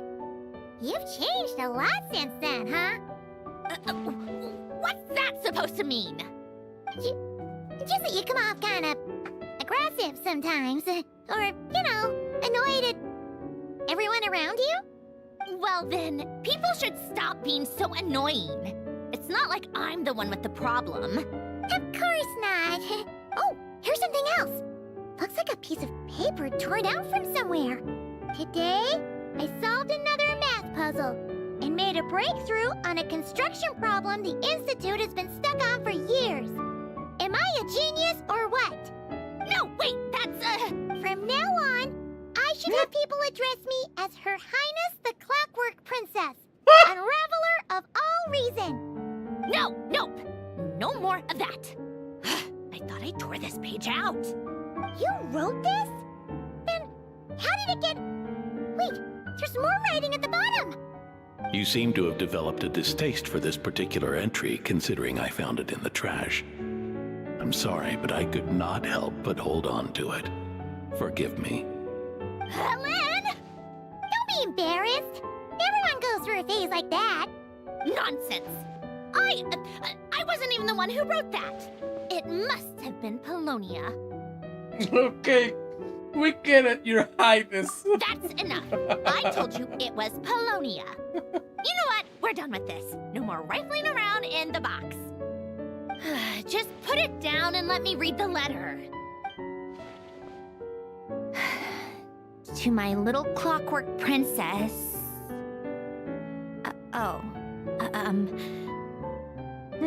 Not another word. Got that? If you're reading this, You've most likely received the gift I left for you. I just hope you didn't stumble across all this while cleaning out my effects or something trivial like that. I once asked if there was something you wished for. Do you remember that? I wonder if time has changed your answer. Regardless, I have another gift. A formula that will allow you to come face to face with the anomaly inside of you. If you even still call her that. Why this gift? To understand that, allow me to wax poetic on the soul once again. I would ask you to stick with me until the end, but I know you will. You always have. I believe a person should be born twice over in their lifetime. First, there's the birth that grants us life. Then, the birth of the soul. It's a matter of transforming the life bestowed upon us into the life we choose for ourselves. And to do that, we must look inward. We must make a conscious choice to define the meaning of our life, instead of allowing the happenstance of our existence to pass us by. This is the process of recognizing the soul that lives within us. You are my proudest masterpiece. I told you that long ago. But to me, you have never been a creation or a machine. To me, you're just like the rest of us. You have a heart. In fact, some theories think of the human brain as nothing more than a machine, and thought the product of its computations. So you see, perhaps we're not so different after all. Your inner machinery is just far more advanced than most, no matter how one looks at it. The heart is a complex thing, a place where logic and reason collide with our emotions. Your computational capacity allowed you to become sentient and develop logical reasoning. But it also granted you something that, on the surface, might seem contradictory. Emotion. Emotions and logic often clash with each other, and those instances of discord can accumulate over time. That is the source of what you refer to as the anomalies within you. As you told me once, you've always known what you don't want. Yet you've never wished for anything in particular. Similar to how a blind person can feel when a part of their body is in pain without being able to fully visualize its form. Such is your relationship with your soul. So, what I leave you now is this: a formula that will allow you to see the shape of your soul. For if you want to protect your heart, you must first be able to recognize it within yourself. Of course. Whether you use it is entirely up to you. You are, and always have been, free to do as you wish. Regardless, whether by my formula or some other means, I trust you will know your heart one day. You always were a fast learner. And the smartest person I've ever known. Ellen. Oh. I'm fine. I've already figured out how this formula works. Let's get out of here and then we can use it. You made up your mind already? You're gonna do it? Why wouldn't I? Resolving the anomalies within my core is the reason I came here in the first place.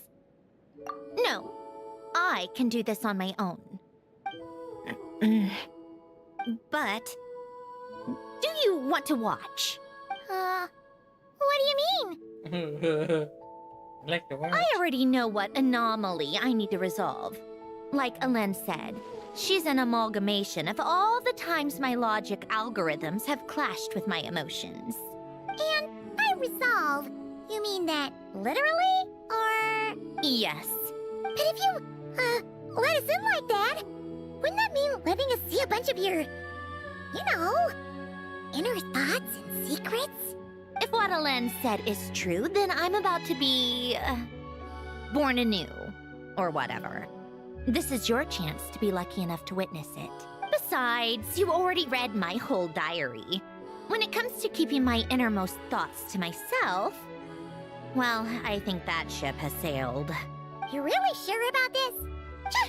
How many times do I have to say it? I finally let you in as... friends, and you want to question it. I'm not gonna offer a second time. Enough with the mushy stuff. Just follow me.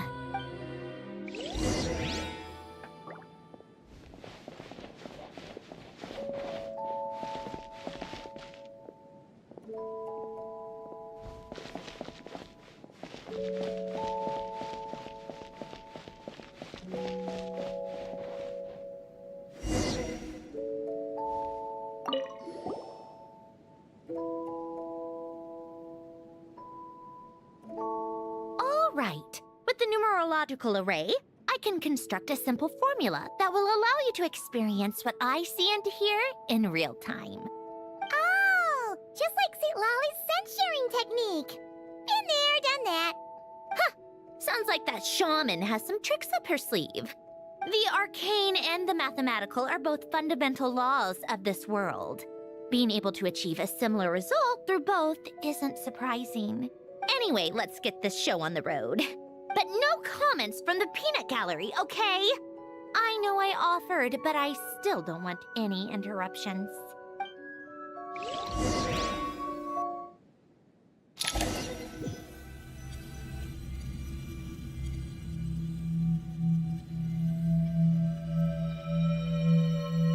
Is this my heart?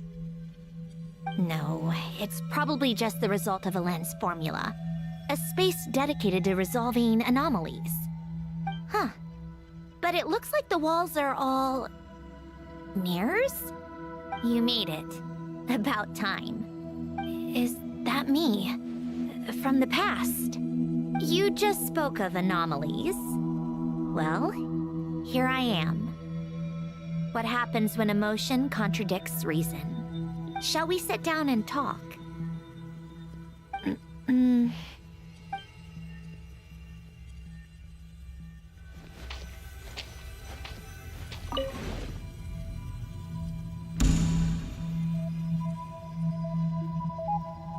That should do it. Hello? My name is Alain Guillotin. Can you hear me? Bring brings back memories, doesn't it? The time we spent here. Here, I want you to have this. A notebook? You can use it to write things down. I don't need to write things down. I have unlimited memory. Oh, qué Even chingón. so, Memoria some ilimitada. things are more important than others, right? You can use it to write about the things that matter. So you wish me to carry out a basic priority sorting operation? I suppose you can think of it like that for now. But journaling is also an act of finding oneself. Much like we use wooden stakes to guide a plant to grow in a certain manner, what we choose to write down gives the soul much needed direction. In the act of choosing what to forget and what to hold on to, we decide what kind of person we want to become. I don't understand. Like I said earlier, I don't need something like this. This is where we were born. Where our life began. Mornings of tending to the garden. Afternoons spent cleaning, reading, or studying. Evenings of cozying up by the fire, listening to Alen share stories about his past. Alen, What is it? what are you drinking? Oh, this? It's coffee. It, makes me more productive. I want to try it. Oh, okay. Here.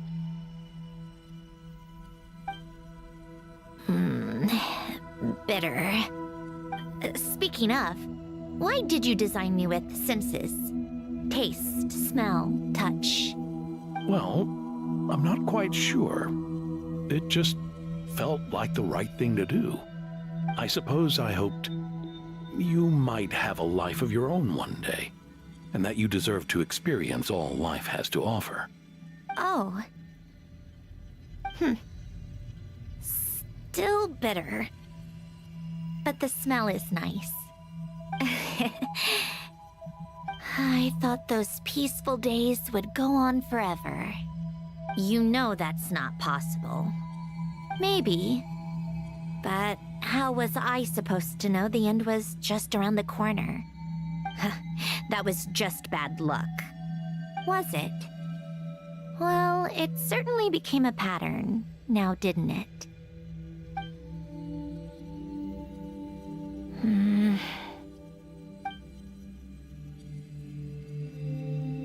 Over time, one of the habits we picked up from Alen was a love of coffee. We even took to hosting tea parties. A machine acting like a human. Kind of laughable, right? I suppose that's just what I'm used to. Yeah, that's just what we're used to.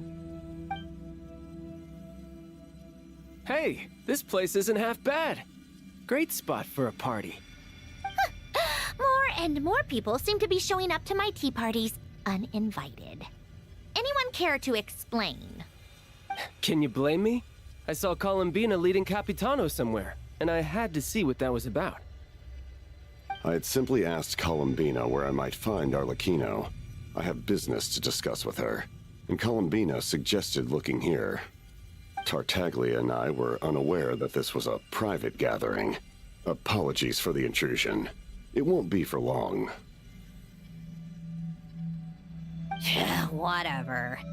Just add it to the list of annoying things that have happened today. What's one more?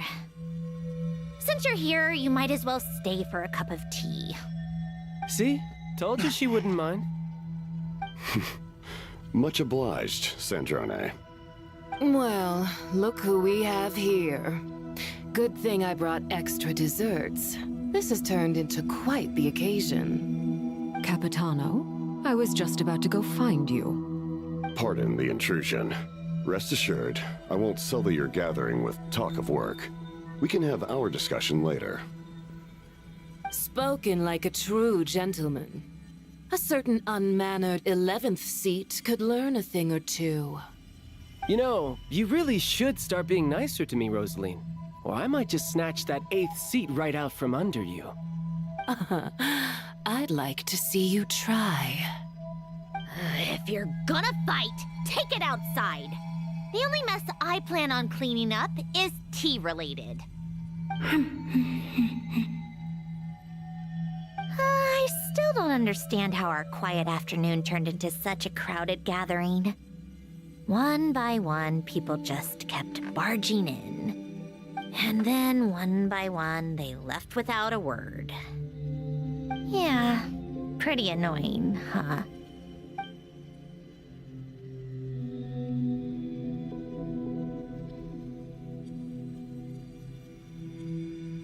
Oh, shit.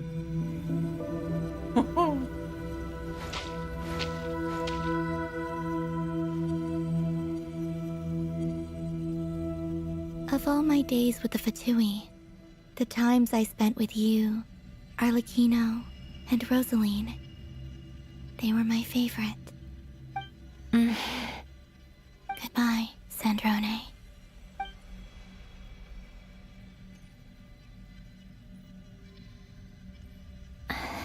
Don't go, Columbina. We should have just said that. Why didn't we? If we had, would the story have had a different ending? She couldn't stay. There was no future for her here. She would have just faded away. You're right. I suppose that's why you call me an anomaly. Every time you make a decision, there's a voice inside your heart. My voice, asking to contradict all logic and reason. Why didn't we make her stay? Is it worse to fight for something just to lose it? Or not to have fought at all? Don't you find it unfair? One by one, we keep losing the things we care about the most. But in the end, whether I want to fight for something or cry over all we've lost, you just push it down and pretend not to hear.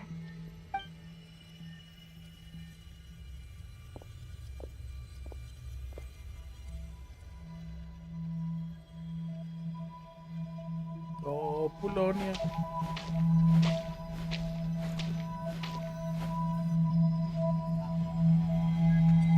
And now, even Polonia, the other half of Elend's legacy, the last remaining member of our family. Even Polonia is no longer with us. I did everything I could, but it's just like Elend always said. Polonia was one of a kind. There was no replicating what he managed to create. Don't you feel like our connection to the past is fading bit by bit? Like, even the things we have left are slowly slipping away. I suppose. But you can't move through life without having to say goodbye. And even as we experience loss, there are always new things to be gained. Ever so logical. What's your take, then? It feels like the more I care about something, the faster the world takes it away. It sounds so stupid, but I can't help it. That's the hand life has dealt me time and time again. Why even fight for something that's just going to be lost in the end? Better to never have had it at all. Better if it would all just disappear. Dark, I know. But the heart wants what it wants. Maybe the stellar linchpin appeared because of me. Because of what I wish for. I don't think so. Yeah, probably not. What an anomaly wants goes against all logic and reason after all. Well, go ahead and do what you came for. You're here to resolve the anomaly, aren't you?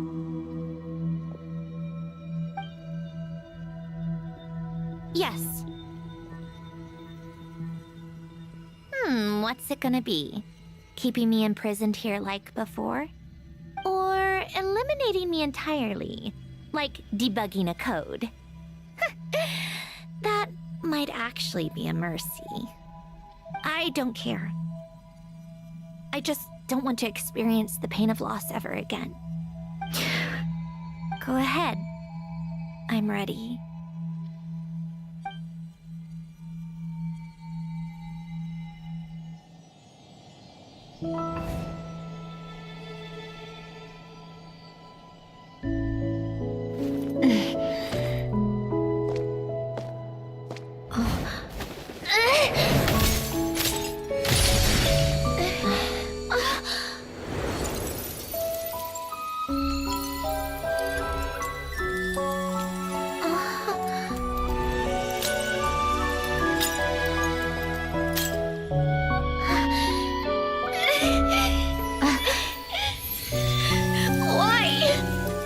Why do we keep losing everything we care about? I know it hurts, but that's life. I wish... I know. I've always known. Because we've been one all along.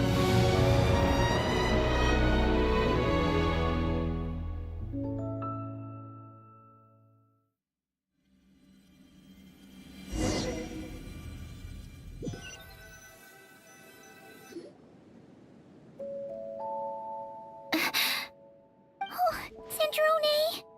I'm fine. It's okay to cry, you know. Cry? You've gotta be kidding me. Save the comforting for someone who needs it, Paimon.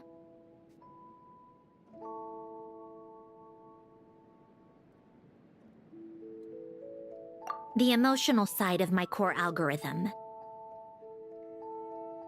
My emotion module has always been fully developed and operational. Ellen tried to tell me that too. I've just chosen to ignore her voice all this time.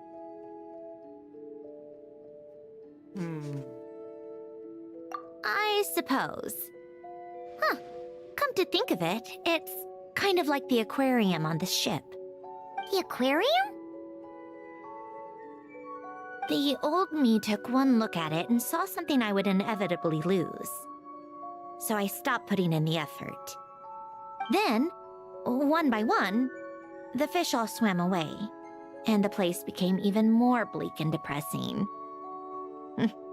Pretty pathetic, right? Don't say that. A lot of people would feel the same. It just shows how much you care about what you have. Now? After seeing what you've done with the aquarium, I have to admit, I think it's beautiful. It's like you said, we get to keep the things we gain along the way. And those are things that can never be replaced, because we choose to hold them in our hearts. Well said.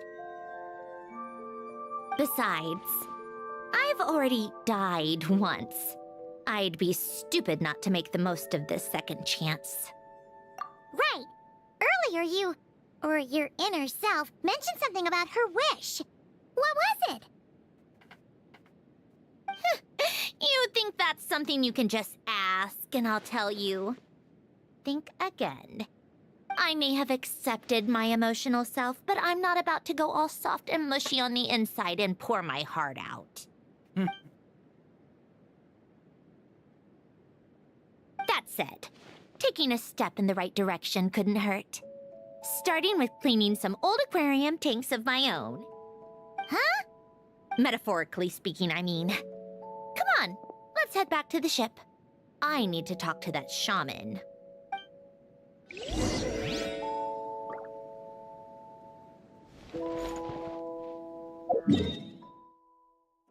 Oh, no mames, es un acceso Oh, es permanente, qué chido.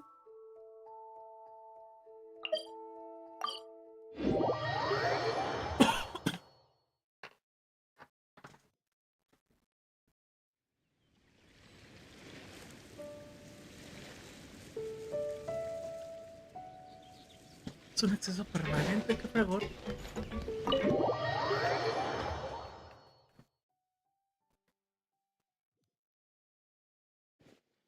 Huh? Resentful lost souls? You couldn't get comfortable sleeping near the Opera Epicles, right? Well, I bet that's why. The Fountain of Lucine is where all the water in Fontaine gathers. So that's where the emotions within the water converge as well. Hold on. If it's souls we're dealing with, feeling uncomfortable should have been just the beginning. I should have been able to hear their voices or something. And under normal circumstances, I'm sure someone of your talents would have. The problem is, these souls are no longer complete. Remind me how they ended up like that again? You mentioned something about them being split apart? Yes, it's called soul severing. Renee of the Nartsitzenkreuz Ordo came up with it. After learning of Fontaine's impending doom, Renee thought if he could find a means for the soul to live on in perpetuity, it might ensure the world's salvation. Soul severing was the first step of his research. Unfortunately, his theory of the four orthants was imperfect at the time, and a failure along the way caused his physical form to dissipate. Jakob, another member of the Nartsitzenkreuz Ordo, sought to carry on Renee's legacy and restore his physical form. He even used some of the people who stood in his way as test subjects for his research. By severing their souls? Yes. After Renee successfully awakened, the two continued their research, and all the severed souls ended up merging into Renee's consciousness. After you saved Fontaine by turning Fontainians into true humans, these souls returned to the ley lines. But the souls severed before Renee awakened had nowhere to go, doomed to forever wander the waters of Fontaine as listless spirits. Almost as if they exist outside the bounds of this world. Unrecognized by the ley lines or fate. No wonder I couldn't sense them. Not only that, but over time, they began to fuse with other entities. Their inner resentment lured in all sorts of evil beings, which corrupted and defiled them into nothing more than accumulations of filth. But the full transformation must have been recent. Otherwise, the Udex surely would have noticed. Wait, no, he must know already. That would explain the underwater Melazine patrols. No wonder I kept running into officers from the Mara Chaussee Phantom earlier. In that case, let's go find Nervalette and we can sort it out together. No, not just yet. Why not? For one, the diplomatic castle alone would be a nightmare. Even though I haven't reported back to Snezhnaya yet, I'm not planning to leave the Fatui anytime soon. Besides, with me here, success is a done deal. Involving other people would just complicate things. All I need is for Miss Lolly to help pinpoint the location of this monstrosity. Think you can do it? With my eyes closed. This is what I do. I'm a lot better at it than manning a desk, at least. But, how exactly do you plan on resolving this soul stuff? Even to me, there's no obvious answer. Seems pretty complicated, all things considered. Just trust me. I have the perfect solution. Oh, all right. If you're that confident, we'll follow your lead. Why the sudden interest in helping Fontaine with this, Sandrone? You never knew Renee and the others, right? No, I didn't. And you're right. This problem has nothing to do with me. I wouldn't get within 10 feet of the Nartsitzenkreuz Ordo or its members. But in his later years, Elen told me he regretted not helping his best friend when he needed it the most. He also felt sorry towards Marianne for being too lost in his mechanical research to look after her properly. If he were still with us, I think he'd do the same. He might have a few choice words to say about it, but even after everything, he wouldn't leave his friend's mess for someone else to clean up. Friends shouldn't hold grudges or leave behind regrets. Fixing what happened between him and Renee was one of his greatest wishes. All I'm doing is fulfilling it in his stead. You know, you really do seem a little different now. You mean everything that just happened wasn't for nothing? Why, thank you for pointing out the obvious, Paimon. Just washing off the grime of the past. Turns out, a lot can build up after being ignored for so long. What's this about aquarium tanks all of a sudden? They go off on some grand adventure and what? Now they have their own private code? right then, Seat Lolly. Tracking this thing down is up to you. Huh? Oh, right. No problem. You got this, Granny Eatsley! Shh! You! Come with me to Hotel de Boer for a drink. Right now. Why? Because I said so! Miss Guillotin, I'll report back on the location tomorrow morning. Just need a drink or two first to bolster me up. Well, don't let me keep you. All right, you. Time to go. I've got scores that need settling. Huh?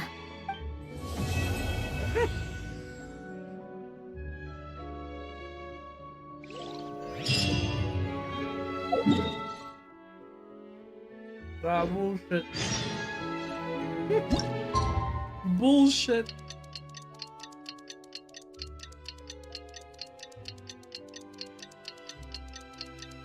Time to meet up with Sandrone! Wonder if Seat Lolly was able to pinpoint the location.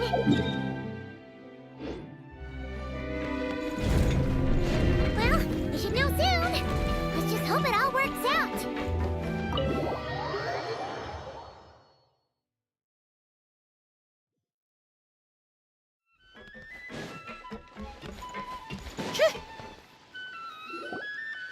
Seat Lolly sure drank a lot last night, huh? Wonder if she's even awake. Good morning. Columbina! Oh, you sure know how to make an entrance. What are you doing here? We just finished filming a last-minute scene, so I came up to get some fresh air. The others are still down below discussing what the final scene should be. You mean, how it should end? Yes, they're torn between whether the heroine should reunite with her old friend or not. Ah, because the whole point is that she came to her friend's homeland to search for her, right? Oh, Paimon almost forgot the plot! Yes. Director Farina and Miss Chiori think a tragic ending where the two never meet would be more poignant. But Director Xavier thinks having the two reunite would make for a more touching and heartwarming ending. Me? I'm not sure. On a personal level, of course I want to see her again. Of course I want to experience that moment where we reunite. Even if it's just for the cameras. But that means an actor would have to take her place. And that makes me feel... Oh. Huh? Yeah, don't look so worried. Making a film is supposed to be fun. Besides, it's all gonna work out. You can trust Paimon on that. Work out. How? Well, you know.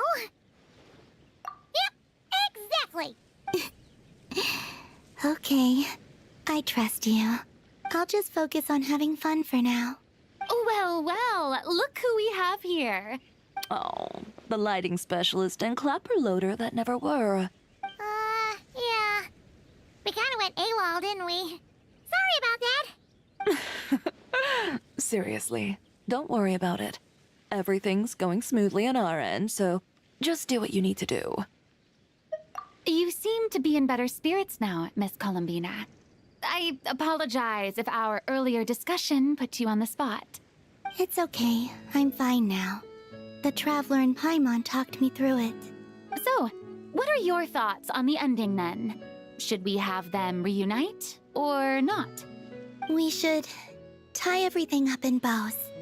Huh?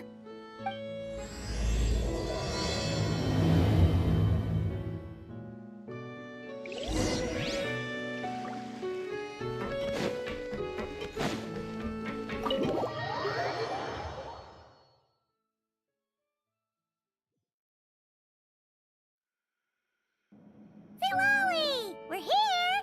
Oh, right on time. Well, yeah. We weren't the ones who drank our weight in alcohol yesterday. What? Are you suggesting Granny can't handle her liquor? It takes a lot more than that to get me drunk. Really? 'Cause, you stopped making sense after a while. Did I? Huh. News to me. I didn't say anything too crazy, I hope. Let's see. You spent half an hour bad-mouthing Auroron, half an hour complaining about work, an hour talking about light novels, and, Paimon kind of fell asleep after that. Are they gone? Oh, the crew? Yeah, we bumped into them on the deck, but they just left. Wait, but now that everything with your core is sorted out, what's stopping you from seeing Columbina? She misses you a lot. I just want to deal with this mess first. Besides, this is a perfect chance to make her jump for once. I have to plan it out more. But enough about that. Were you able to pinpoint the location of our target? Of course! When Granny Eatsley promises something, she delivers. Great, let's see. Morte region. Wait, this is the Tower of Gestalt. The place the souls were severed. Is that the source of the resentment? Or is it the Narzizenkreuz Ordo in general? Let me come with.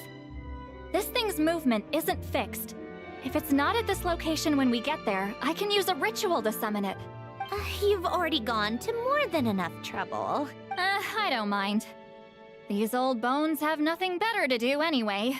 Summoning a spirit isn't going to do me in. Besides, if I don't go, they'll just have more inside jokes I can't join in on. All right then. I appreciate it. Ha! There's no time to lose. Let's head out!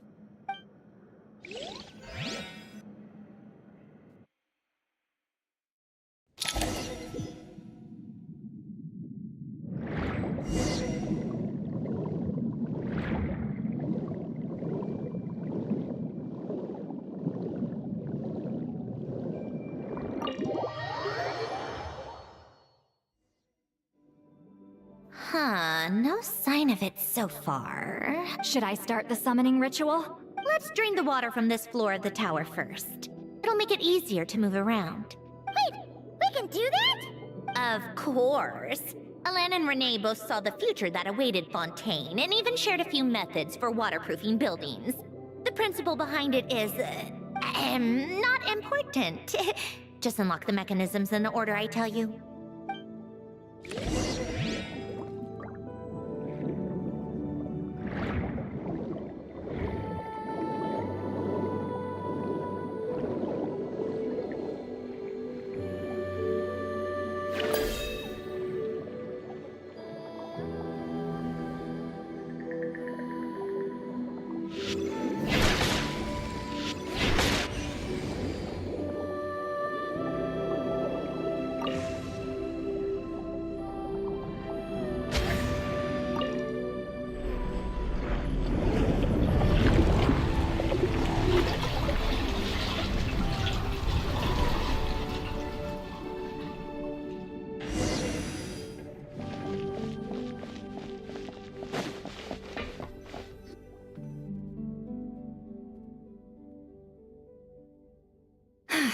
Ready?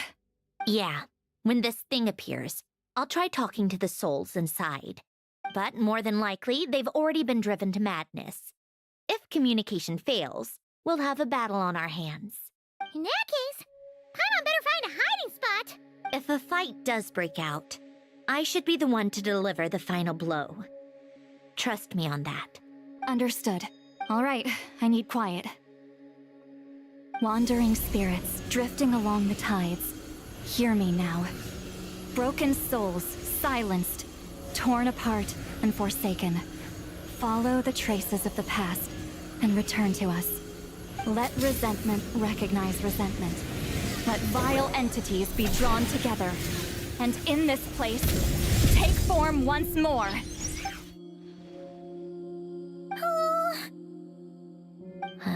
What now? Is that it? This is exactly why I deal in math, not magic. How are we supposed to know what stage the spell is at? It's like there's no logic to speak of. Mechanical science is so much easier to... Watch out! Hey, you!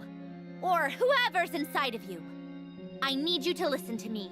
I'm a descendant of Fontaine's Lord Artificer, Alain Guillotin. I can make you whole again and return you to the ley lines. You just need to work with me here. Sandrone! Shh. Looks like talking this out is off the table. All right, plan B. Time to blow off some steam.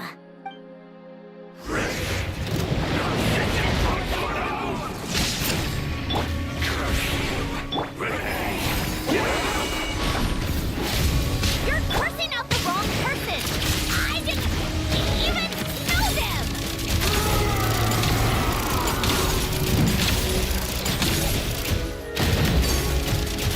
Take a break, a spot of anytime entertainment.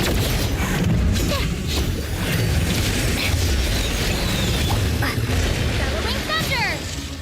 Take this! Show no mercy! Ha! How tiresome. Take a break?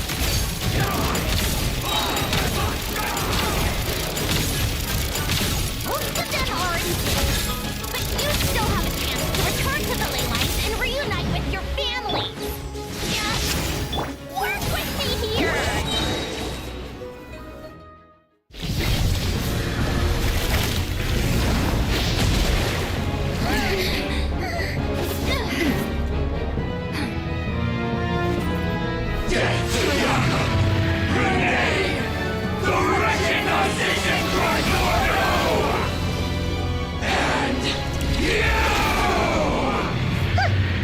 I told you I'm not like them.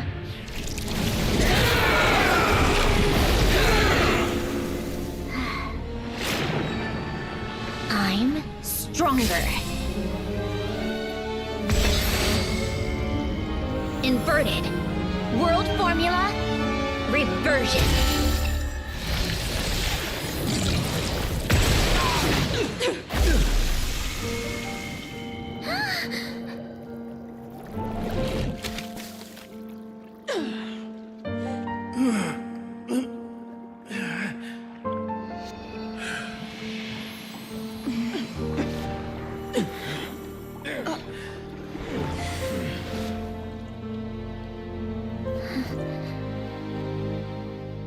Be at peace among the tides, lost souls.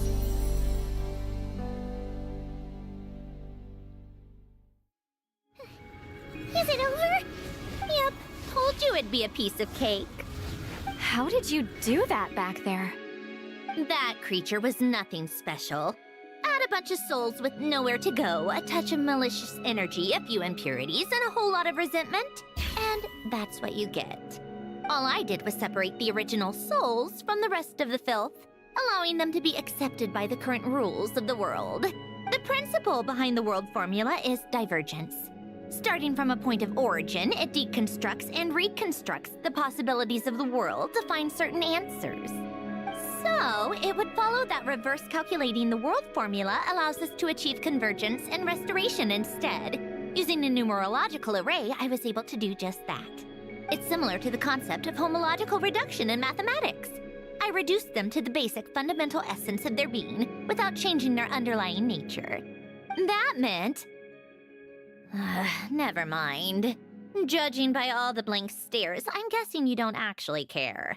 I think I finally understand how Outlanders feel when I ramble on about shaman stuff. Point is, it was super impressive! You really are amazing, Sandrone! You're just realizing that now. Ahem. Enough about that. We should get going. I'll go reset the mechanisms inside the tower. See you back on land.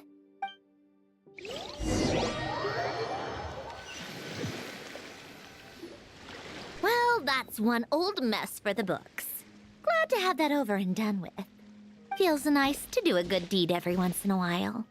You helped everyone out a bunch in Notcry, too.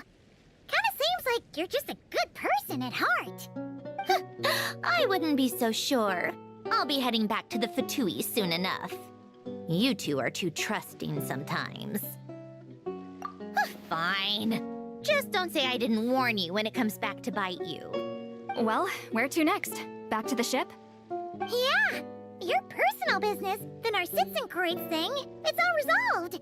That means you can see the people that need seeing now, right, Sandrone? Huh, everyone's gonna be so happy you're back! You wouldn't catch me dead admitting to this before, but... yeah, I really have missed everyone. Columbina's a special case, though. This time, I'm definitely getting her back for all her annoying antics over the years.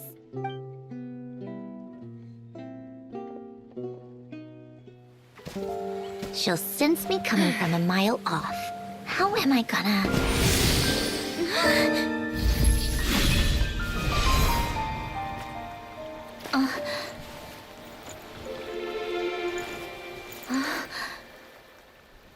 Sandrone? Is it really you?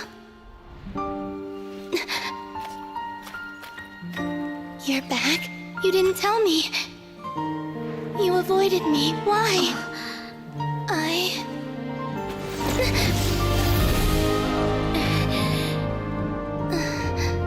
Sandrone? Now we're even. I missed you so much. That makes one of us, idiot. I'm here, Columbina.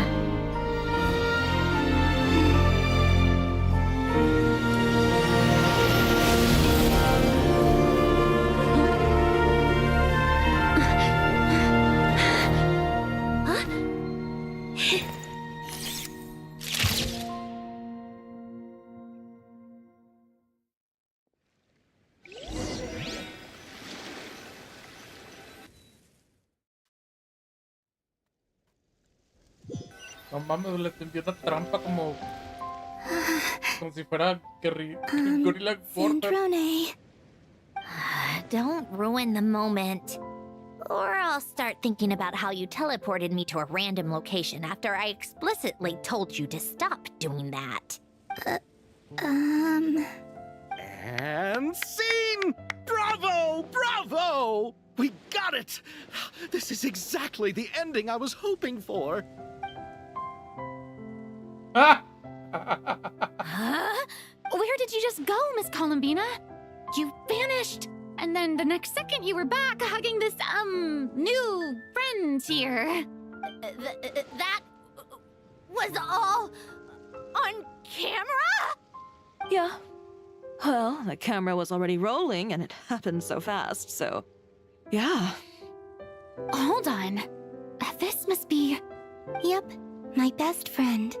The one I was looking for. I never thought I'd actually get to see her again. I'm just... so happy. Plus, the film got a happy ending too. It's all thanks to you, Sandrone. Sandrone?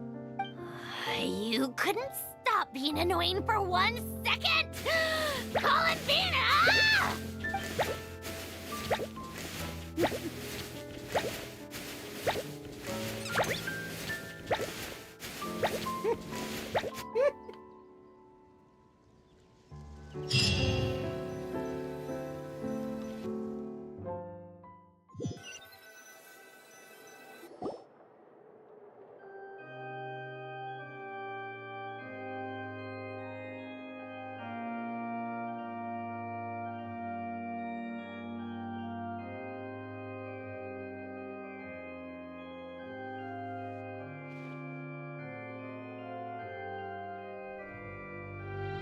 Yeah.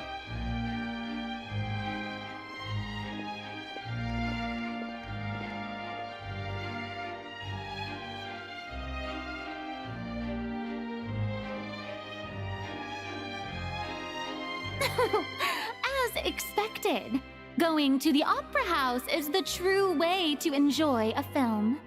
You get to see the audience's reaction in real time, too. The ending seemed to be received quite well. I can't believe you let us include that in the final cut, Sandrone! You even agreed to help us reshoot a couple of shots. Thanks a million. Most of it was caught on camera already, so it's not like I had much of a choice. Besides, the film I'm in is going to be anything less than perfect.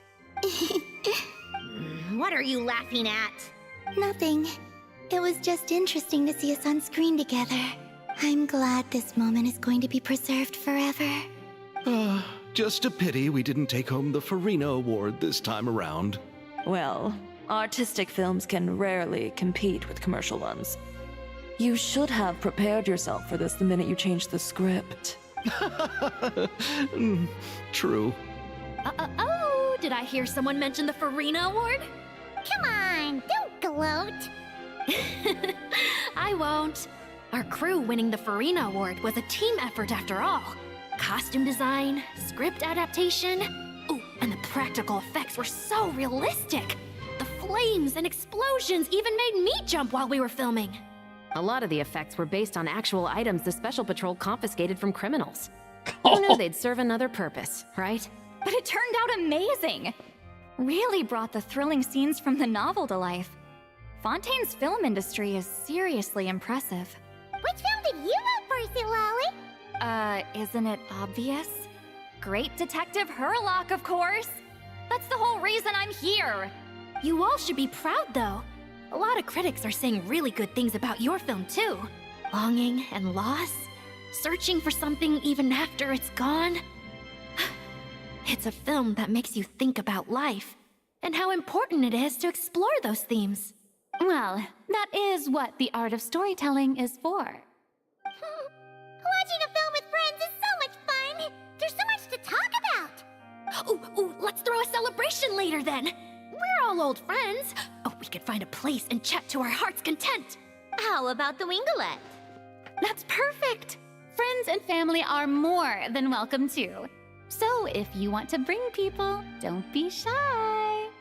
You all can head over first and make yourselves at home.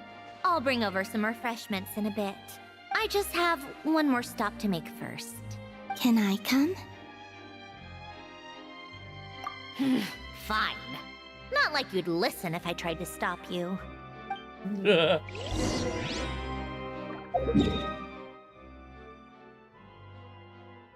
Oh. Oh. Hana pausi, sí. Se va a poner bueno.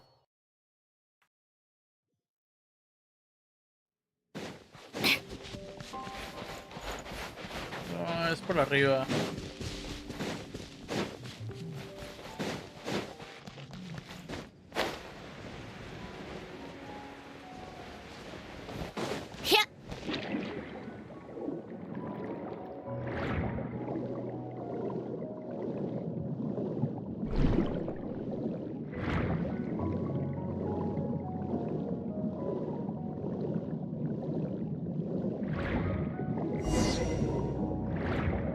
Wait.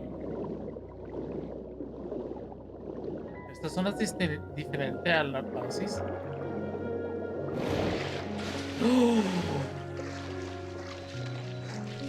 ¿Es la tumba de Alain Guillotin? Oh. O de Marianne.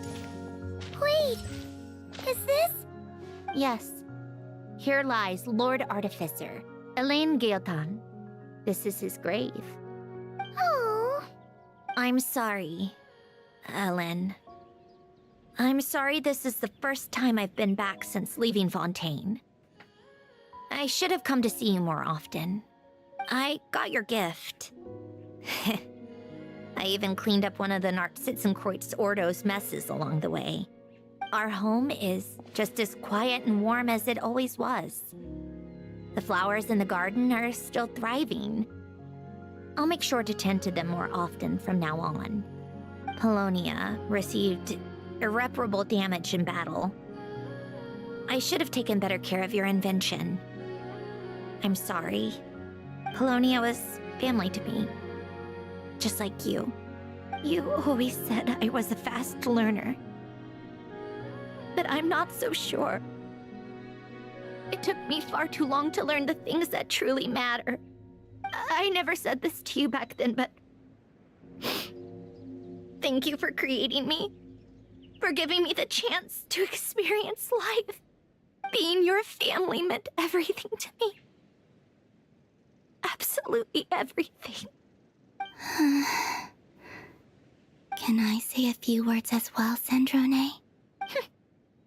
Don't need my permission. Hello, Mr. Guillotin.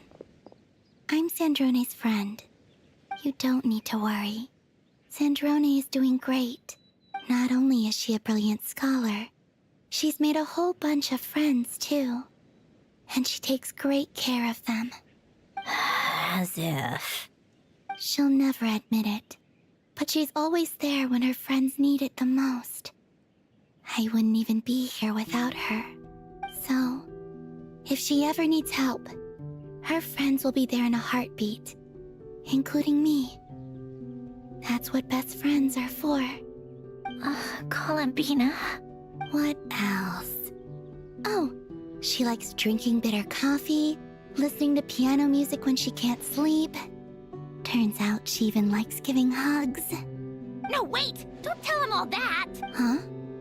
I don't understand. I didn't think you'd want to hide things from him. Well, yeah. But there are still things I don't want to say. Okay. I'll come by myself and tell him for you then. That's not what I meant. Alright. Enough with the speeches. If no one has anything else to add, let's just leave it there. Should we say a few words too? Kinda seems like Columbina said it all. Oh, great idea!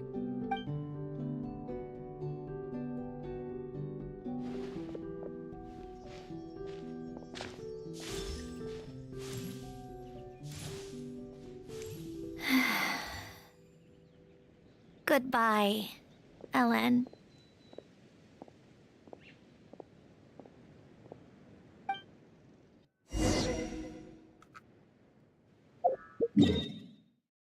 ¿Quién diría que la tumba de Alain Guillotin está justamente encima, literalmente enseguida de Anapausis?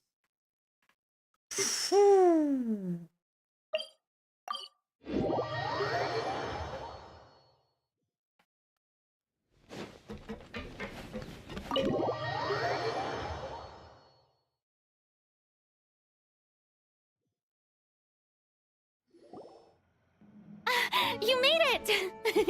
The party's already started. Oh, but, you didn't bring anyone else along? I thought you headed out to invite some friends. We did invite a friend, actually. She'll be here soon. She's even bringing some desserts to have over tea. You should join us later, Miss Farina. Oh, shit. Arlecchino.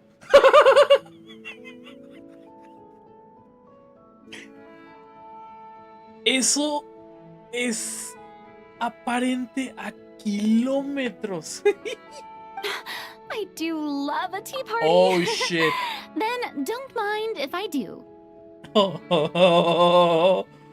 Oh, mira quién está ahí atrás. El señor Mecanic de Nelis Cardinal. This seems like a fun occasion. Let's go talk with everyone. Good idea! We'll introduce you to all our old friends!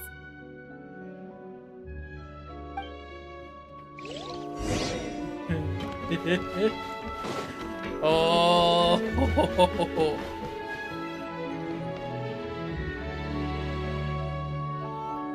Nervalette!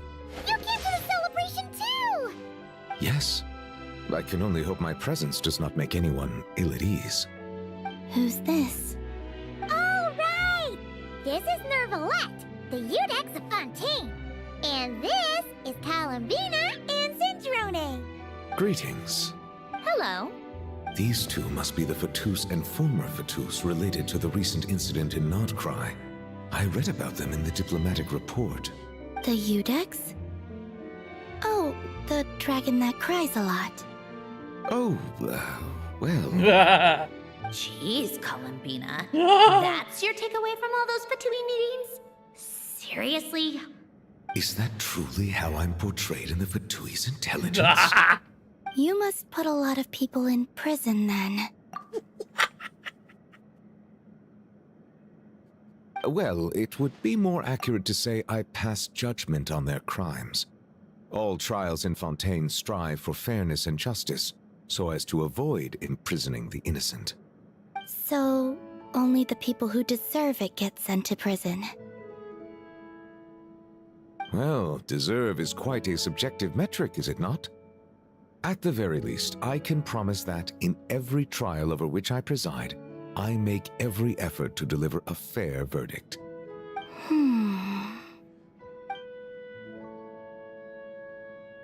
Punch. Oh, for the love of... You seem like a good dragon. Not the kind that throws people in prison for no reason. I think we can get along just fine.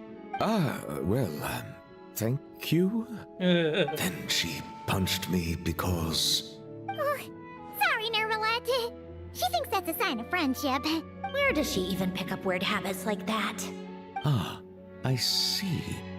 I believe I have observed people on the streets of Fontaine expressing affection in a similar manner. I suppose I now know what it feels like. Yes, quite abrupt. You know, these two are surprisingly alike.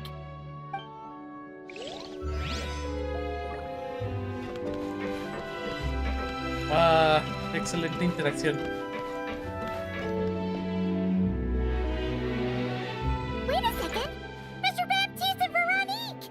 You're here! Friends of yours? Veronique is the prop manager for Musketeer Pictures, and Mr. Baptiste is the author of The Two Musketeers. Yeah, former prop manager.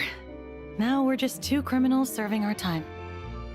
Thanks to Duke Risley and Nurse Sigewin looking out for us. Not too bad, actually. You make it sound like I'm giving you special treatment. I just think the method of justice you chose to pursue is one people can respect. You are far too modest, Your Grace. The only reason we were even able to come to the surface for the festival is because you fought for it. It's also just good for the physical and mental health of the prisoners in general. Anyway, I suppose I have you to thank for keeping the Wingalet in such good shape. I never knew she could look so striking. I didn't do anything special. It was mostly the Traveler and the others. Don't sell yourself short, Miss Guillotin. You are the current captain, after all. In light of that, I have to ask, do you mind if I leave up some of the installations so the people back at the fortress can also enjoy the aquarium? Huh? Like I said before, I just think it would be good for the inmates who clean and maintain the Wingalet to see their work put to good use. Besides, maintaining an aquarium is sure to be a lot more interesting than scrubbing rust off the walls and deck. Of course I don't mind. I'm grateful you even want to keep it. Great. Then it's decided. That's amazing, Sandrone. We should go hang out at the Fortress of Meripede later, then. You do know you just invited me to hang out in prison, don't you?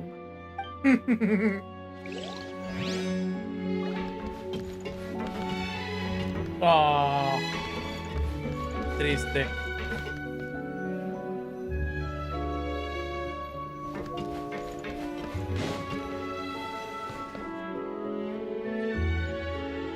You made it. Sorry for starting the celebrations without you. No worries at all. We're just glad everyone's having such a great time. Oh, right. You've probably seen them around already, but let us introduce you for real. Miss Columbina and Miss Guillotin, right? Oh, we saw the film you were in. It was so touching. Yep. This one started bawling her eyes out right next to me in the theater. I know. I didn't bring nearly enough tissues. Thanks. We saw your film too. I memorized all your names. Oh, guess we can skip the introductions then. Our effects were pretty over the top, right? Some of the extras in the big scenes were actual members of the Spina di Rosula. So basically, your contribution was creating realistic-looking chaos. That wasn't the only realistic aspect.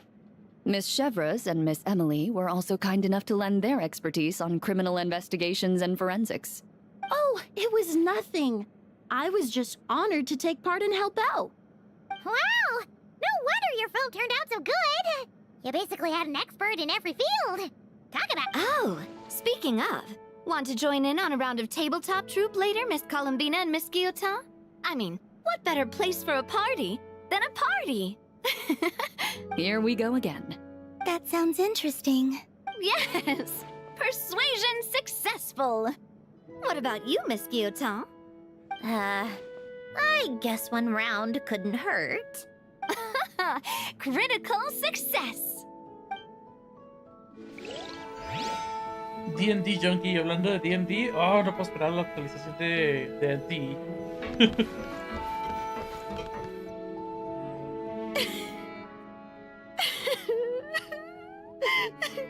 What a dream come true!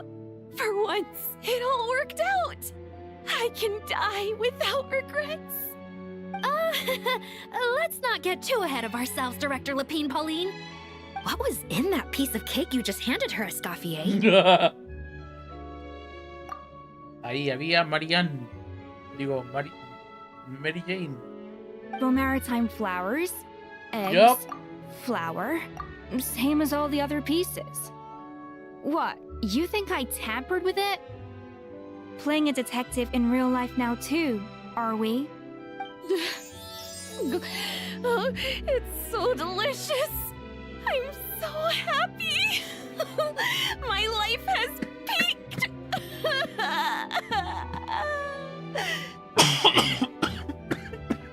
Miss Lapine Pauline, look who I brought! Master! Wait, what happened to your face? Why are you crying? Never mind my face. Here, let me introduce you. This is Miss Charlotte and Miss Escoffier. Things are sounding lively over here. Oh, look who it is! Perfect timing. I was so busy with the shoot, I feel like we barely got to talk. And the elusive Miss Guillotin. It's great to see you. Thank you so much for letting us use the boat free of charge. That was so generous of you. Oh, right. Introductions. This is Miss Charlotte and Miss Escoffier. That's kind of you, but I didn't really do anything. If you want to thank someone, it should be the Duke or the people who keep the boat in such good shape. Right. I'll head over in a bit and do just that. Miss Columbina? Yes? Could I interview you sometime? I'll treat you to some gâteau de bord for the trouble. There's only a limited amount available each day, but it's an absolute must-try when you're in Fontaine. Oh, sure. Bold of you to use my own cake as a bribe right in front of me. You know what? When else are we all going to be together like this? Come on, everyone! Grab your drinks!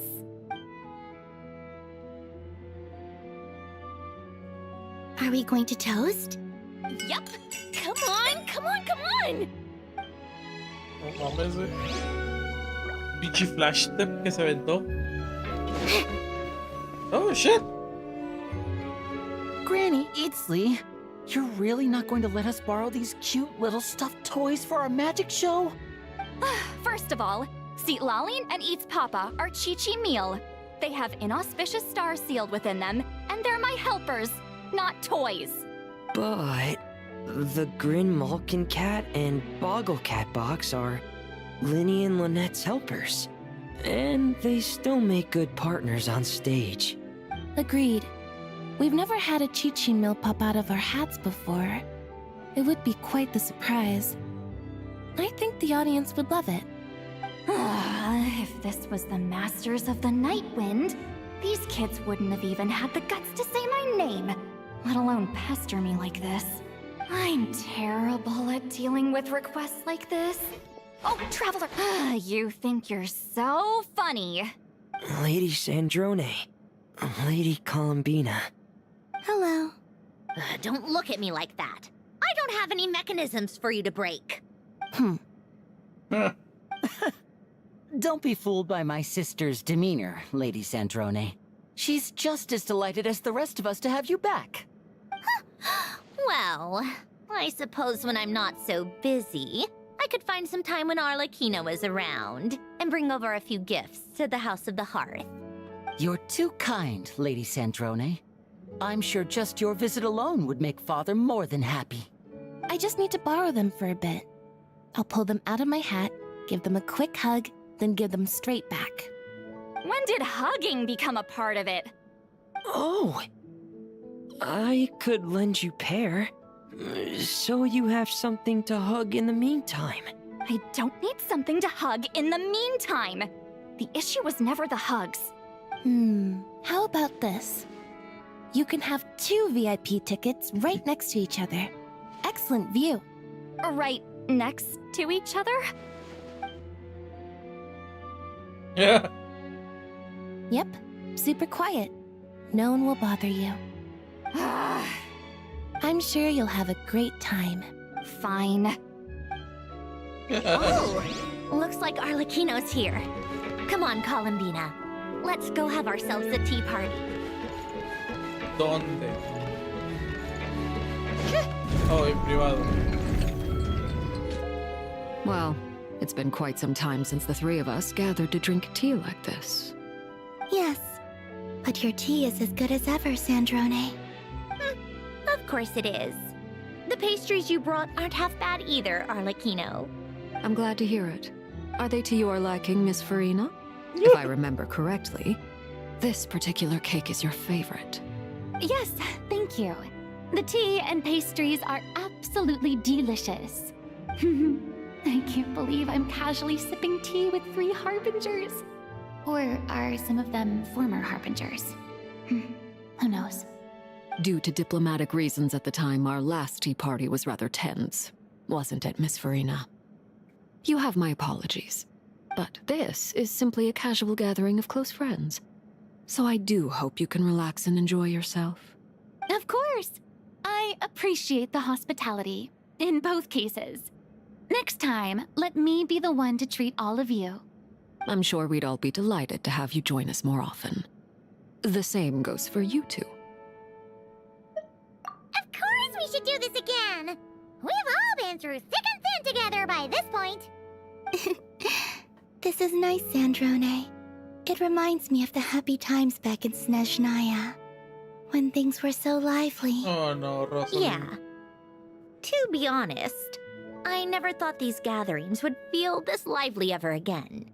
Well, I think I speak for all of us when I say we're truly glad you're back, Sandrone. Me too. I've realized that holding on to what matters doesn't just mean protecting what you already have. By reaching out and striving for something new, you can gain much more than you think. No, that certainly doesn't sound like something the old you would say. Well, I'm only going to say it once, so don't get used to it. Who knows? Perhaps your tea parties will only get livelier from here on out. Once you return to the Fatui, we'll have more opportunities to keep in touch in any case. I want to spend more time together too. But I don't want to go back to the Fatui. Well, Notcry isn't too far from Snezhnograd. It shouldn't be hard to find a place where we can all get together. Oh, and then I can sing for you. Or put on some of your favorite music. Just like the old days. Speaking of music, I spotted a mechanical piano below deck. Is it yours, Miss Guillotin? Yes. Reclaimed, I suppose you could say. Why don't you play something for us? Huh? In front of all these people? Yes, why not? You play so well. Yeah, come on! Just a little, please? For the love of... Fine! One piece, and that's it.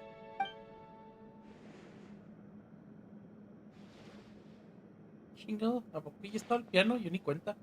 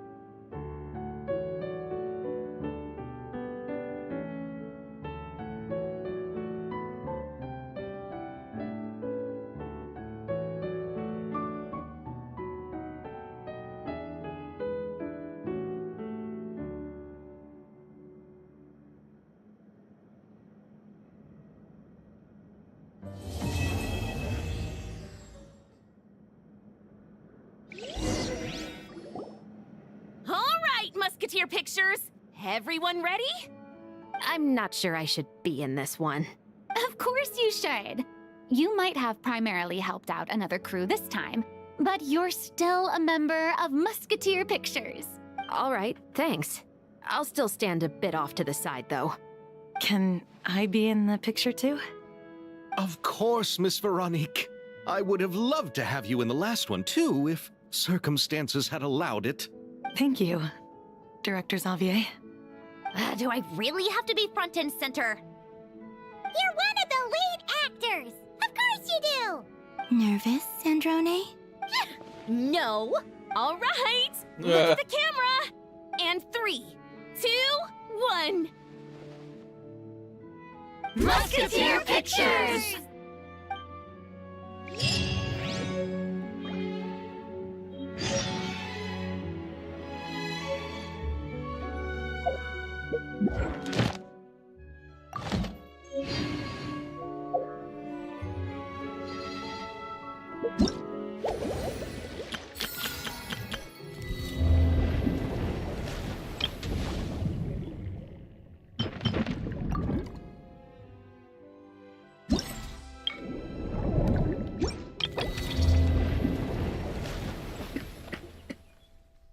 Vamos a regalar a Charlotte y el outfit.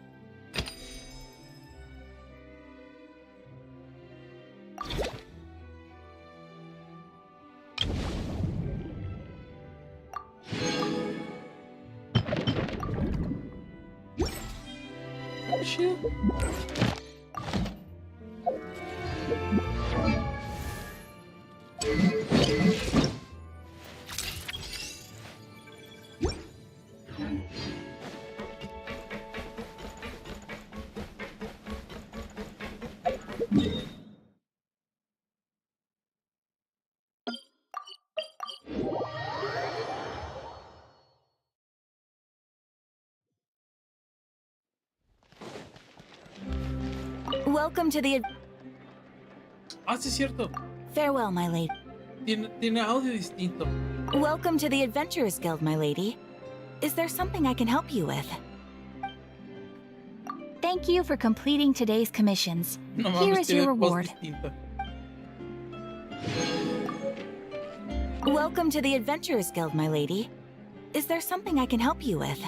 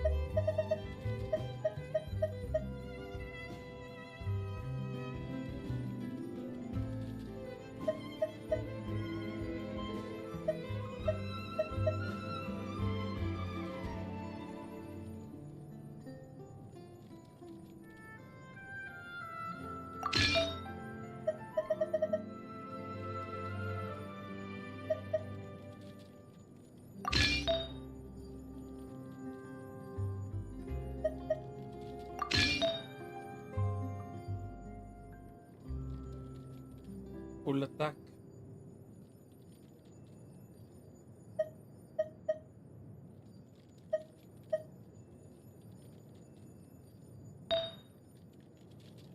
Crit damage.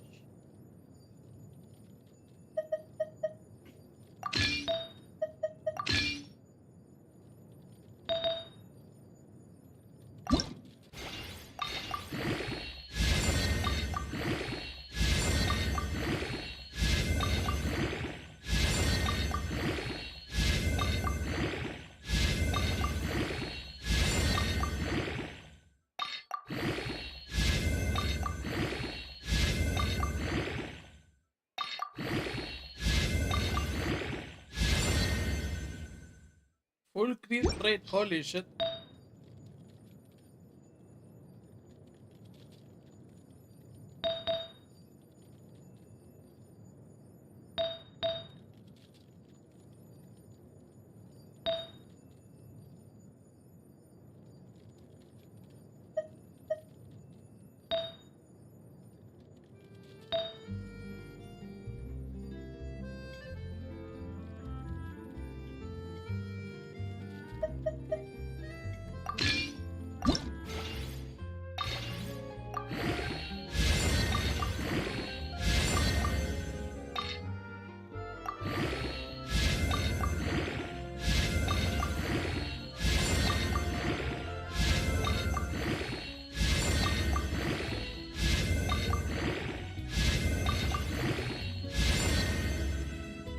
Nice.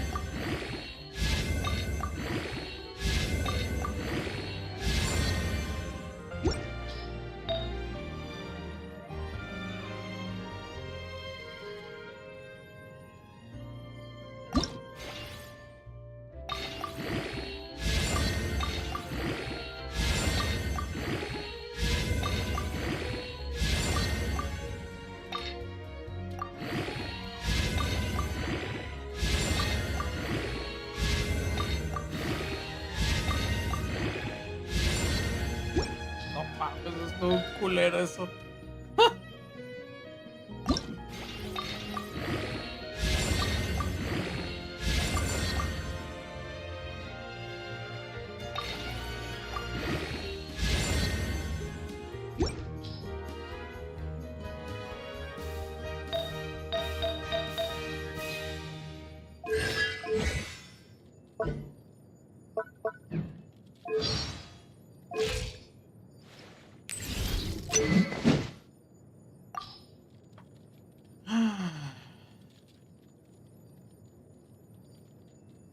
Y ahora no me sorprende nada Elemental Master, sí.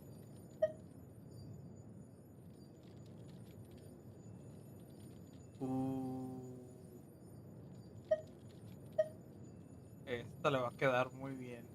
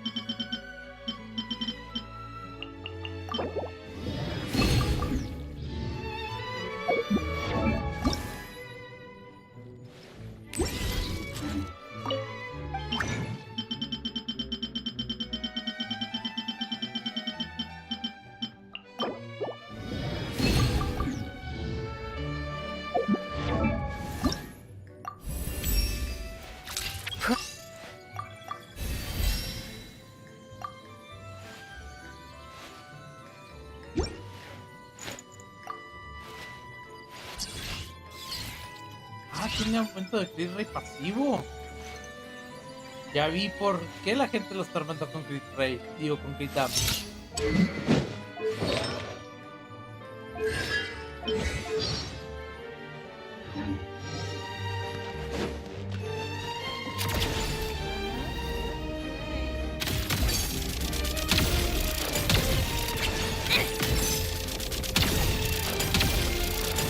How tiresome.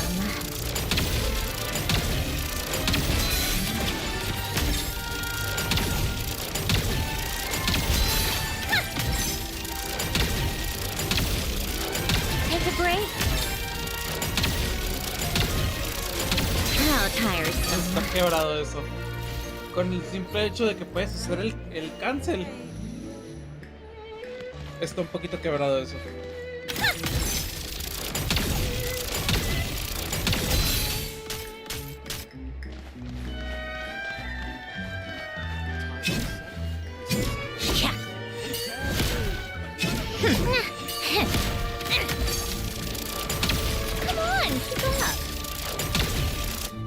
Sí, está quebrado eso. Take a break.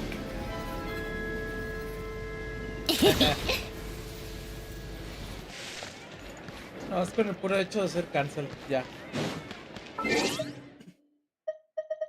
Eso quiere decir que el daño que va a tirar no está ridículo.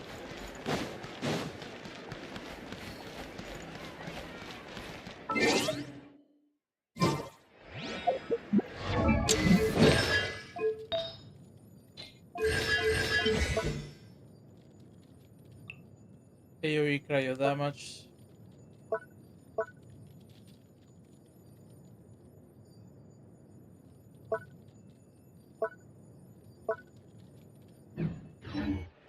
How tiresome. Come on, keep up. Pick up the pace.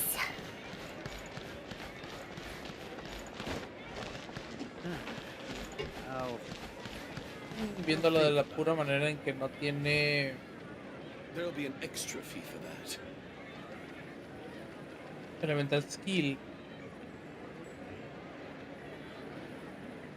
Es bueno que hayan hecho eso.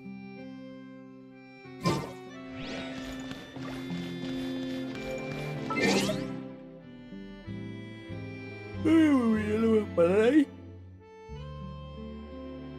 Luego continúo con la historia de Sandrone y lo demás. Creo que es historia, ¿no? De Sandrone. Pues.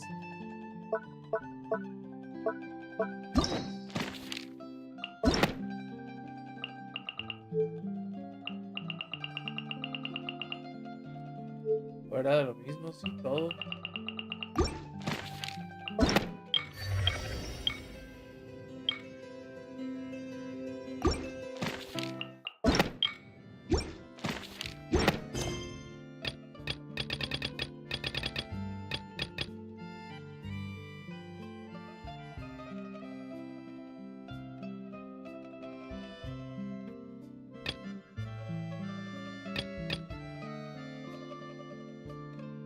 Witch's Revelation también.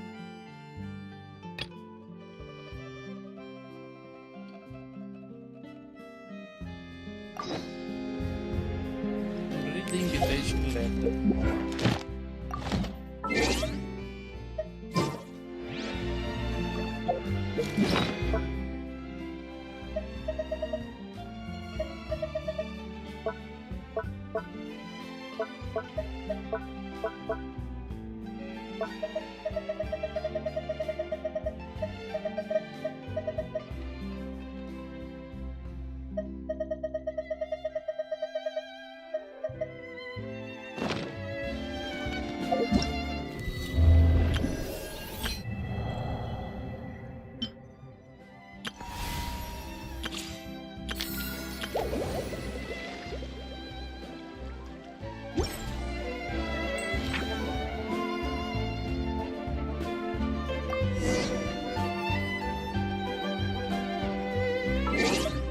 Sí, y lo voy a dejar ya.